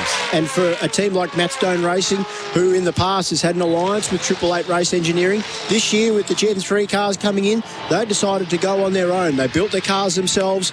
No set-up alliance with 888 Race Engineering anymore. And LeBrock pits from position 4. So as does Brodie Kostecki out of position 2. So 2 of the leaders in pit lane now. And that's a good point you raised too, because the Premier team, they do have a technical alliance with 888. They are 888 built Camaros, those 2 black cars, and they have the data. So that's the key. They know what Red Bull Ampol are running in their cars, and vice versa. Pit lane's busy. LeBrock, Winterbottom, Randall, Will Davison are all in the Repco authorised service pit lane. And we're watching to see where LeBrock rejoins here. And he rejoins just in front of Van Gisbergen. Remember that Shane pitted, 8 laps ago, and that time in clear air has been very good for the reigning champion. That's a net gain, and now he's going to show the nose at the hairpin, see if he can get underneath Jack LeBrock, who's on cold tyres, and he's pulled the Van Gisbergen move that he ran last year, using the front of his car, the front right, to bump the mid-halfway point of the left-hand side of the car that he's passing. But the thing with this one was they were already out of the corner. They were already out of the corner there. He's got the move done on LeBrock at the end of the back straight, but they were out of the corner when that contact occurred.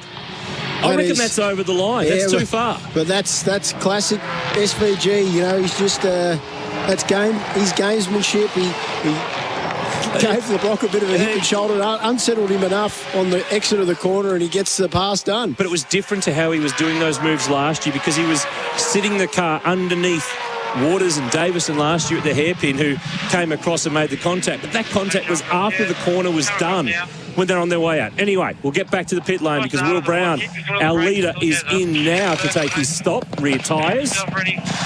Stops on his marks. Nice. Yep. Good, clean That was good. That was good. A great pit stop there by the Erebus crew. So where does he rejoin? Feeney stayed on the road, by the way. He's still out there. Slade, Waters, Mostert and Pye have carried on at the front of the queue. Where does he come out here? Will Brown.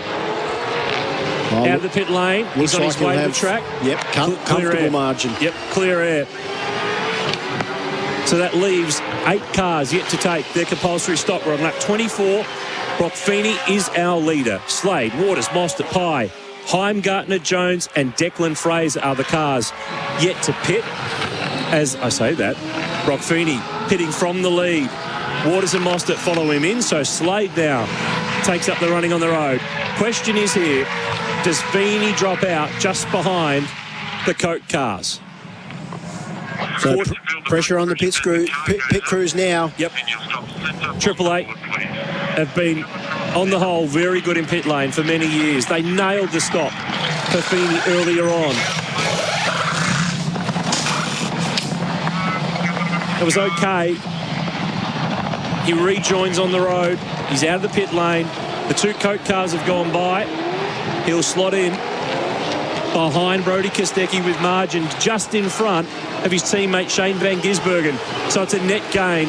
The early stop for Van Gisbergen has brought him up the order. But that's an invoice he might have to pay a little later on in the race, as these drivers who pitted later have potentially better tyres. Slade in from the lead. Everyone's doing rear tyres, James. That is the Clear to go, mate. Clear option to go for. That was a good stop. Yeah, good pit stop by the Premier Racing crew. So Slade in and out, 2 rear tyres. He trundles down pit lane at the 40k an hour pit speed limit, but it's Van Gisbergen who's really brought himself into this race. It'll just be a question of how much he had to use up his tyres to get into that position. Little update for you too on Nick Percat. Remember we said about his car being in the pits earlier on. The brake pedal pad had come loose in the cockpit of that car. He's back out there now. He's a lap down. He's 24th. If there's one circuit in the country you don't want anything failing with your braking system, whether that be the actual hydraulics or anything to do with the brake system, it's Symmons Plains. There's a big stop down at that hairpin, and then at the end of the back straight, Scott Pye is our leader for Team 18, 26 laps down of 42 here at Symmons Plains. He and Andre Heimgartner are the only cars yet to take their compulsory stop. Will Brown is the effective leader, and his margin over his teammate Brodie Kostecki is more than it was before the pit stop cycle. Brock Feeney is effective third behind Kostecki. Then it's Van Gisbergen, LeBrock, Slade, Waters and Hill in that order. So now the question, Feeney, does he have enough to fight the Erebus cars here? Well, I think that'll be a question, does he have enough to fight Brodie Kostecki? Because I don't think he'll be fighting Will Brown. And a lock-up for Waters into the hairpin, and he drops a position to Cameron Hill. So a mistake there from Cameron Waters. Somebody may have dropped some oil on the circuit there, we're hearing, and that has potentially caught out Waters.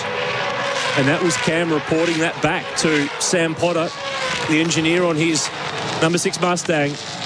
So Waters drops to 10th. Cameron Hill now is 9th. Effectively, that's 7th and 8th because Pye and Heimgartner are still out there, 1st and 2nd in the race, but yet to take their compulsory pit stop. Can't really see anything obvious. Oh, now there is. I reckon it's Cam Waters who's got the issue. He hasn't hit somebody else's liquid. It's its own because there's some smoke from the right front wheel well of the number 6 Mustang. He's weaving the car around on the run to the hairpin to try to get a gauge on this. But I reckon it's his car that's the issue. Certainly about to find out over the next couple of laps if there is an ongoing issue with that number 6 Monster Mustang, but whatever was the cause of the issue, it saw him run wide at the hairpin. He's lost a position to Cameron Hill in that truck assist Camaro, and now he's under plenty of pressure from his old former teammate Chaz Mostert. But there is definitely smoke coming from the right-hand front corner of that Monster Mustang. So the Tickford guys, they'll be monitoring that back in the pit lane. Not that there's much they can do about it from the pits. It'll just be a matter of whether Cameron can nurse the car to the home, in fact, if there is a problem. It looked really obvious. That puff of smoke was really on the run up and over the crest at turn 1 that leads into that left-hander at turn 2. It hasn't really stopped his pace because he's having a run here back down the inside on Hill on the exit of the hairpin. Chaz Mostert's right with them. They're fighting for 8th, 9th and 10th. Heimgartner is now the leader, but he is pitting. So we'll get the order all washed out for Will Brown to be the on-track and effective leader as Waters launches a move. It's a big one at the end of the back straight. He gets by Cameron Hill, who's trying to close the door and stop Mostert from getting down. Chaz has got the inside wheels on the curb on the inside of turn 7. They get away with it, but now Mostert goes on with it. Up and over the crest at turn 1. He's on the inside for turn 2. Job done. And the 2021 Bathurst winner, who hasn't had too many smiles this weekend, Chazzy boy, has got a little bit more of a grin because he's picked up another one and he's got a bit of speed here. Well, he'll have a nice smile underneath that helmet now. That was a great pass into turn 1. Not usually a spot where you see that many passes executed here at Simmons Plains Raceway, but it was Moffat who was able to hang on around the outside of Hill. That gave him the inside run into turn 2, and he moves up to position 8. But now it's Winterbottom and Fullwood, who they go side by side through the back straight kink at Simmons Plains, leaving Winterbottom on the inside, the preferred line to make a pass off the back straight. Fullwood fights back, a little bit of contact between the two cars, but Winterbottom moves up into position 10. Will Brown leads by 4.9 seconds. He is doing this one at will, moving away. And that wasn't I didn't mean to do that pun. It just came out that way. Brody Kostecki 2nd. Feeney 3rd. Feeney is catching Kostecki. He's only half a second away from the championship leader. Van Gisbergen's 4th. LeBrock next. Then Slade. 6 Camaros in the top 6. Waters is fighting for Ford. He set the fastest lap of the race back on lap 4. He runs 7th at the moment, clear of Mostert, Hill and Winterbottom. Mark Winterbottom now in the 10 after putting a move last time around on Bryce Fullwood to get on through and take that spot. But really, this performance from Will Brown is super impressive, but it's the fight for position number 2 is really heading up now. It's Feeney all over the back of Kostecki in that Coca-Cola Camaro. He has a look up the inside at the hairpin. Does he have enough to get past? He does. A beautiful pass, nice and clean. Kostecki gave him plenty of room, saw that move coming, but it's Feeney now up into position 2. 5.5 seconds is the margin ahead, though, to Will Brown. But that looked to me, James, to be a mature Brody Kostecki. You know what? When you don't have the car speed, it's too far out. 10 laps to go. You can't go defensive and hang on for that long. He knew that he didn't have the pace. Feeney got to the inside. It's big picture thinking from Brody Kostecki. It's smart. Don't try to win this battle. It's about winning the season-long war. And Feeney had the pace. He didn't fight it. He was out wide at the hairpin. Feeney down the inside. Job done. Now he can press on and run on home. At worst, a third is a great day in the championship. Very mature driving and heads-up driving by Kostecki. As you said, his teammate's 5.5 seconds down the road on him, so he knows he doesn't have something to really fight with compared to his teammate. Feeney ranged up onto the back of him at great rate of knots, and Kostecki didn't put up too much of a fight. Will be interesting to see if he puts up a fight with Van Gisbergen, though. And that's the key. We know that he's not scared of fighting Van Gisbergen and going defensive. We saw it in Perth. Problem here, Tim Slade is running slowly on the back straight. Real shame there for Slade. No. He's had a solid run. He was top 5 and he's limping. The field is blowing him away. He's rolling back, it looks like, to the pit lane. Remember, this team had an issue with the gearbox gear shift cradle, wasn't it, where they had damage to that and broke it in the previous round. So he ripped it straight out of the chassis. Yeah. So, Slade a bit too heavy on the old bicep curls and ripped the old gear stick straight clean out of the Camaro there in Perth. So we'll find out if we can what his issue is this afternoon. But it's now Van Gisbergen. He's stalking the back of Kostecki, all over the back of the Coke Camaro.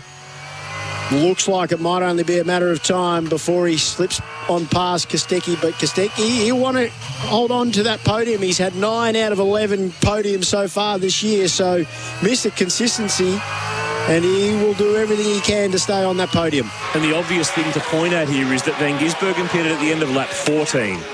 Brody pitted at the end of 22. We're on lap 35 at the moment, so there is a tyre difference in these cars, but if Brody's car's not tracking as well with its setup in this race, that tyre difference doesn't make too much of a difference. Van Gisbergen is on him, down the back straight. Could this be a double Red Bull podium? It's become part of the course in Supercars for years, and Shane's down the inside at the end of the back straight. He's got him. Brody knows what he's got to fight with today. He doesn't have a race-winning car. Both those Red Bull cars have got by. It's just smart driving. Get the points you can get when your car isn't at its best. Yeah, no resistance there from Brody Kostecki. Oh, he's just giving him a bump on the exit bit of a touch-up. Just letting him know he's still there. But here we were painting the picture. This guy's all about the big picture in the championship, but clearly he's been playing that smart, but he just gave him a little tap. Now, that is Slade, who's just in front of them. He's still rolling around. He did not go to the pits. He's limping on the run down to the hairpin. I tell you what here too, Kostecki's vulnerable to Jack LeBrock. He's just hanging around and not going anywhere at the moment. Mostert is 6th. He's got by Waters. He's the best of the Fords. Up 5 spots from his starting position, Mostert, so that car has definitely come alive in the races today. But again, it's Will Brown, who's 5.2 seconds ahead of Brock Feeney. So Feeney doesn't have anything for Brown. I reckon it's probably just a case of Will Brown managing the gap back to Feeney. But you're right, Noons, it's Jack LeBrock, who we've seen in the previous 2 races this weekend start strongly in both the races but fade towards the end. But this race, number 12, currently position 5, and he is all over the back of Kostecki, only half a second adrift. So he's a real chance to pick up another spot in this race before the race is over. And if he can get Brody Kostecki for 4th place, James, that is Matt Stone Racing's best ever result in the Supercars Championship, 1 step away from a podium finish. Well, that's definitely something to fight for, isn't it? Oh, for sure, for sure. Will Brown's about to finish, James, lap 37. There's a big fight going on for 8th and 9th. Hill and Winterbottom are side by side on the run through the sweeper down the back straight. Di Pasquale is going with Winterbottom down the inside on Hill, who is hung out wide. They're both going to get on by here. And the truck assist Camaro, in fact, he's going to argue it for a moment with Di Pasquale, but he can't hang around the outside at the final turn 7 here at Symmons Plains, because the left-hander there's no grip out there. And in fact, he's lost another spot because Bryce Forward has pounced on him after that. So 5 laps to go. Will Brown in control, controlling the margin to Brock Feeney, our winner from earlier today. Kostecki is back up and punching. He's got to the inside of Van Gisbergen on the run through the sweeper. That'll put him on the inside for turn 6. He's going to get 3rd spot back. Oh, and Van Gisbergen tries a big switchback on him. Couldn't quite do it. Oh, that was close between the two of them. So it's Kostecki who hasn't given up the fight yet for the final step on the podium. Back up into position 3. And the other element here too, James, is that LeBrock pitted on the same lap as Brodie Kostecki. So his tyres are newer than Van Gisbergen. Now he's on the back of the reigning champion.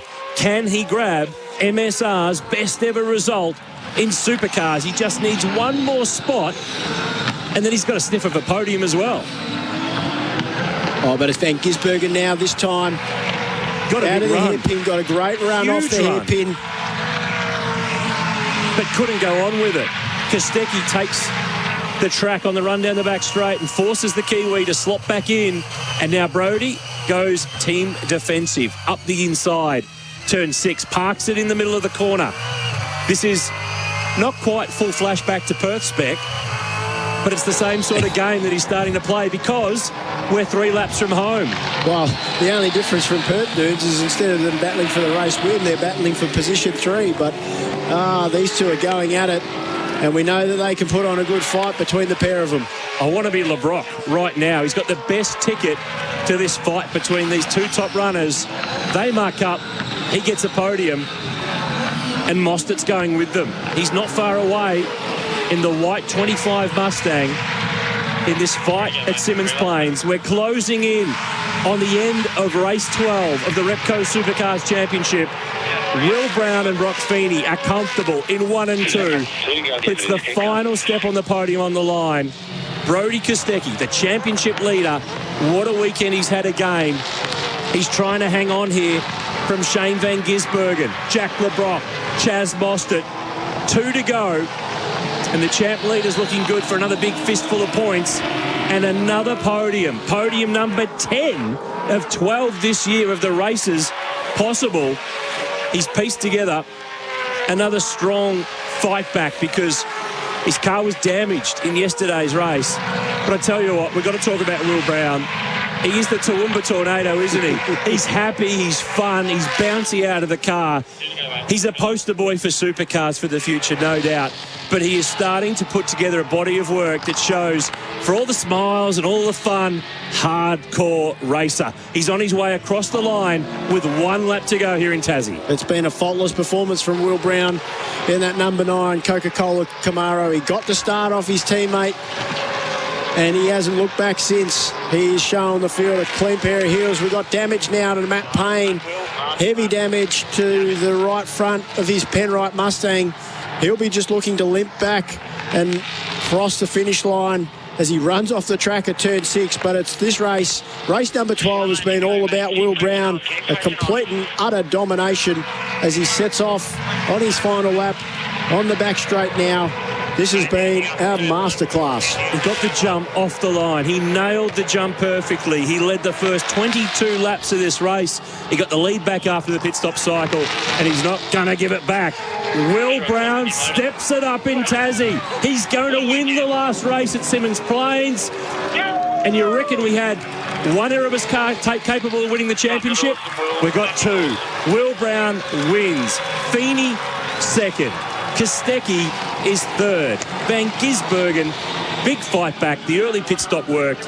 He got to 4th. But let's talk Will Brown. He's won by 3.9 seconds.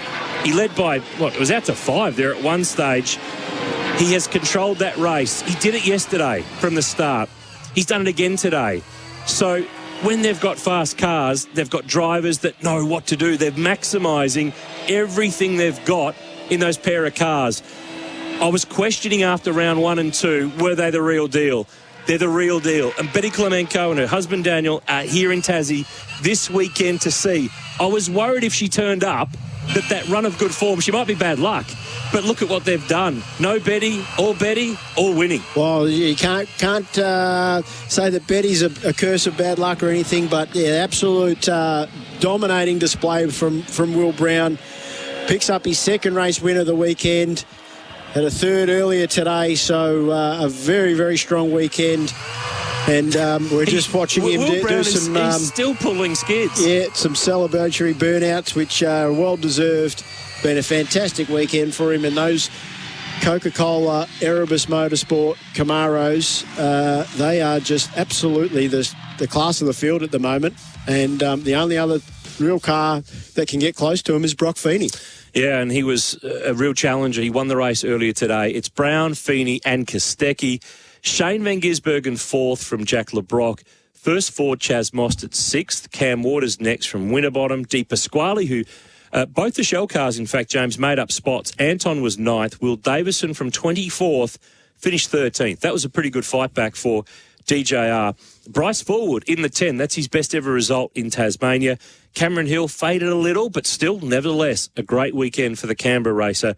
He was 11th from Dave Reynolds. Davison, as I mentioned, 13th. Randall next from Pye. Golding, Heimgartner, Smith, Jones and Fraser with a 20. Matt Payne with a drama, as you reported earlier. Courtney had drama with Heimgartner 22nd. Percat, Hazelwood and Slade, who ended up nearly 5 laps behind, but was classified as a finisher, got some points. So all 25 cars made it to the end. But the big thing here is that we are now a third of the way into the championship. 4 rounds down of 12. The next one is Darwin, Hidden Valley, next month. But what are they going to have to do to catch these Erebus cars? Because they've been fast on all types of tracks. Yeah, that's what everybody up and down pit lane will be thinking and working hard towards, because, as you say, third of the way through the championship, and Erebus continue to be the form team, and we've seen it across a number of different style of circuits now, and for them to be first and second in both first in the team's championship, and also having both drivers first and second in the overall driver standing. So a very happy Will Brown there, giving team owner Betty Klemenko a big hug, and rightly so. He should be happy. That was, like I said, a fantastic display of driving. He nailed the start and led from start to finish in a very commanding fashion. And by my very quick numbers, that trims the championship margin to Brodie Kostecki down to 87 points before we went into this race. And I said this after the Perth race, James, when these 3 drivers, Will Brown, Brodie Kostecki, Brock Feeney, were all on that podium in Perth. But it felt like there's a changing of the guard. I mean, we've changed the cars. It's a new era for supercars racing, but I feel like we're getting that next generation who are emerging at the one time. I mean, we had that period where Craig Lowndes emerged as kind of the only young guy in the mid-90s, and then everyone went, oh, we better get some young drivers in here and let them all start to take over here. We saw that era with Mark Winterbottom and Rick Kelly and Will Davison, guys like yourself in the championship working their way up through the field. Now we're seeing these young 20-somethings doing all the winning in the dominant cars at the time. Does this mean that for some other drivers, for some other teams, they need to start looking at what Erebus did? Because David Reynolds and Anton Di Pasquale left that team at the end of 2020. They brought in 2 rookies in Will Brown and Brodie Kostecki, and lots of people went, oh, good luck with that. They're going to tear up race cars. They're going to have struggles. But look what's happened now. They are the championship dominators of 2023. Well, and, along the way in 2021 and 22, there were some struggles for Erebus Motorsport. But, these 2 young guys are doing a fantastic job.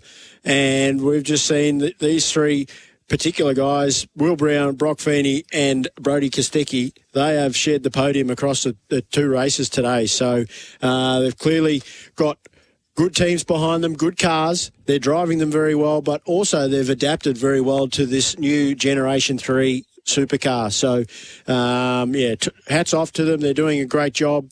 They're putting on a great show. And, the championship is certainly on between the 2 teammates. And the other thing, too, is that look, Red Bull and Triple Eight are not far away. It's not like they've completely sunk like a stone in this fight. Feeney has stepped it up.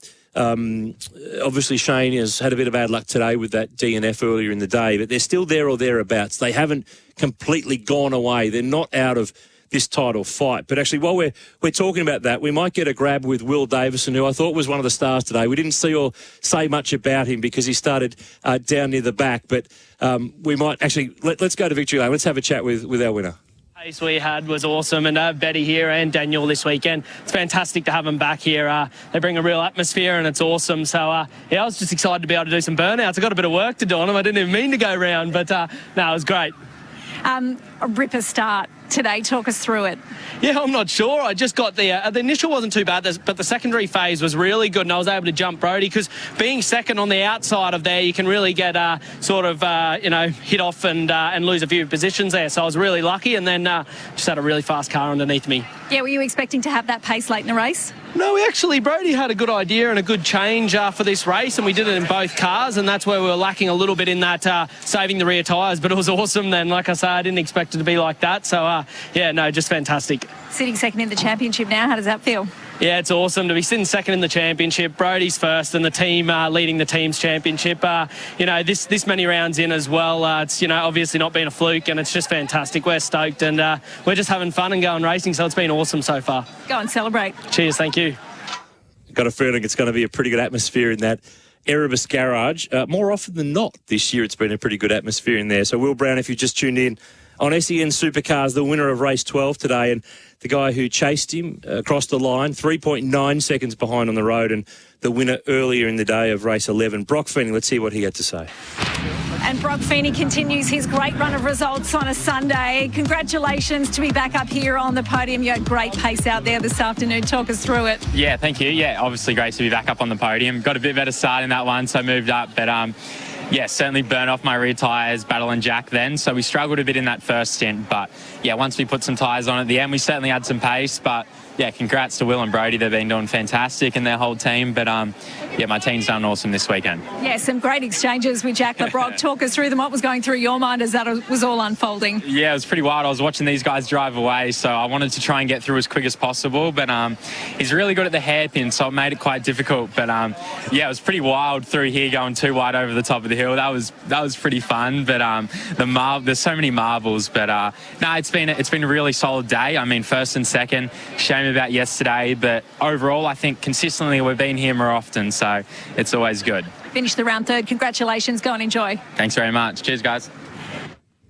Yeah, Brock Feeney second today, so a couple of trophies for he and for Triple Eight, and he's the guy who's got them on the podium today, James. Shane van Gisbergen, a retirement from the race earlier today after a collision with Dave Reynolds that spat him off the road. I mean, he salvaged a fourth in that last race, having started a bit further back in P9. So not all terrible, but I think for Triple Eight, they've got to be really happy with the step up from Brock Feeney. Had his rookie year last year, learning his way, stepping in a Jamie Whincup style drive. He's definitely delivered more this year than I thought he might this soon in the championship. Absolutely doing a fantastic job, and you said it correctly there, Noonan. Triple Eight would be absolutely thrilled with his performances so far this year. He's really stepped up. Obviously finished off 2022 in perfect style, winning the last ever race for the Holden Commodore around the streets of Adelaide, and he's kept that form going into 2023, and he is a genuine championship contender. If you just think about those two exclusions for those guys at the opening race of the year, they'd be right in the mix with Kostecki. Funny you should mention that, because at the moment Van Gisbergen fourth in the points, 172 off the lead. Brock Feeney now fifth, 191 off the lead. You give them back those Newcastle points and they're right among it. So the championship is now Brody Kostecki on 986 championship points, 87 clear of his teammate Will Brown. But let's hear from Brody, who scored another podium today. Tell us what was going on in the last stanza of that race. We heard you over the radio saying, what is going on with my tyres? I don't have any pace. What happened? We're not actually quite sure. I know I was slower after the pit stop, so it was really confusing for me. Just had no rears and was just trying to look after him, and was asking George what the gaps were, and just tried to minimise damage at the end there. And I thought Shane was going to drive away, but he tried to play a few games and try to back me up into Jack LeBrock. I think he was behind me, so we had a good little battle there, and great way to finish off the weekend with a podium, and obviously Will winning as well, which is awesome. He was in another league again, so good on him.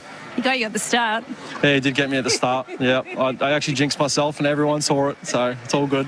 What does this one mean to the team to have Betty and Daniel here this weekend to really celebrate in the team's success and consistent success? Yeah, Betty was a bit worried coming here that, she was going to jinx it all. Obviously, we've had some really good form, but, with how the weekend's gone so far, and, obviously I only had one bad race this weekend, but, Will's got 2 wins this weekend, so it's fantastic to have her and Daniel here, and just the vibe's different when she's here, so it's great that, we get moments like these with her.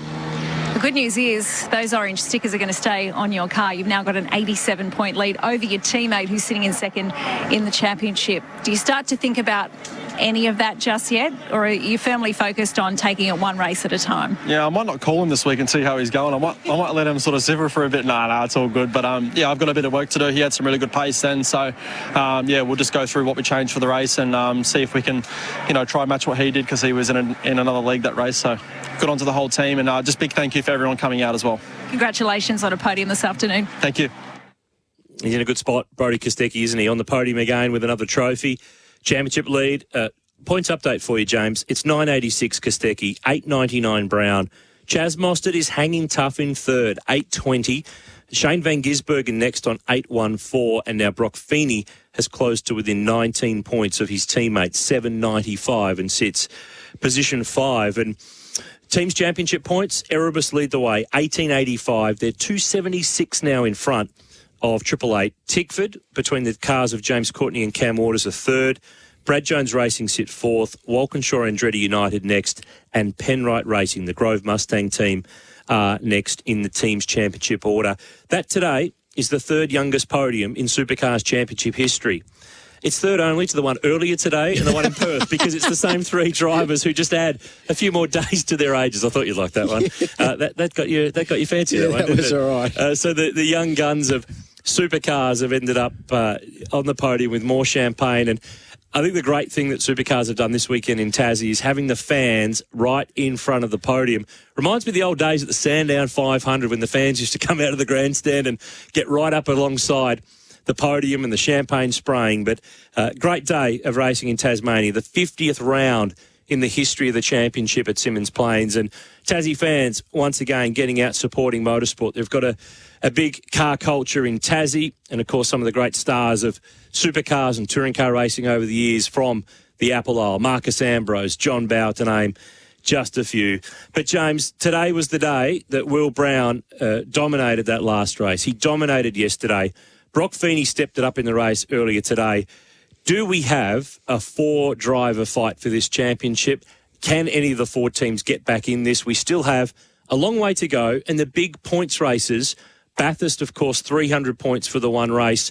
Or are we really starting to see the pattern here emerge that this is a championship for 888 and Erebus to fight out between themselves? Well, you've got Chaz Mostert there hanging on to position P4 in the driver's standings, but really he recovered nicely today with a couple of 6th-place finishes across the 2 races. But for him to be a genuine championship contender, he needs to be fighting these Camaros for race wins, podium spots. So at the moment, I think it is a genuine 4-way fight between the 888 Race Engineering, Red Bull Ampol Camaros of Van Gisbergen and Feeney, and the Coca-Cola Camaros of Erebus Motorsport, and Brodie Kostecki and Will Brown. They are going to be hard to beat for this championship, those 4 guys. There is an important element too before the next round of the championship, which we will bring you on SEN Supercars when the championship heads to the top end, to Hidden Valley in Darwin, the 25th anniversary round in the top end.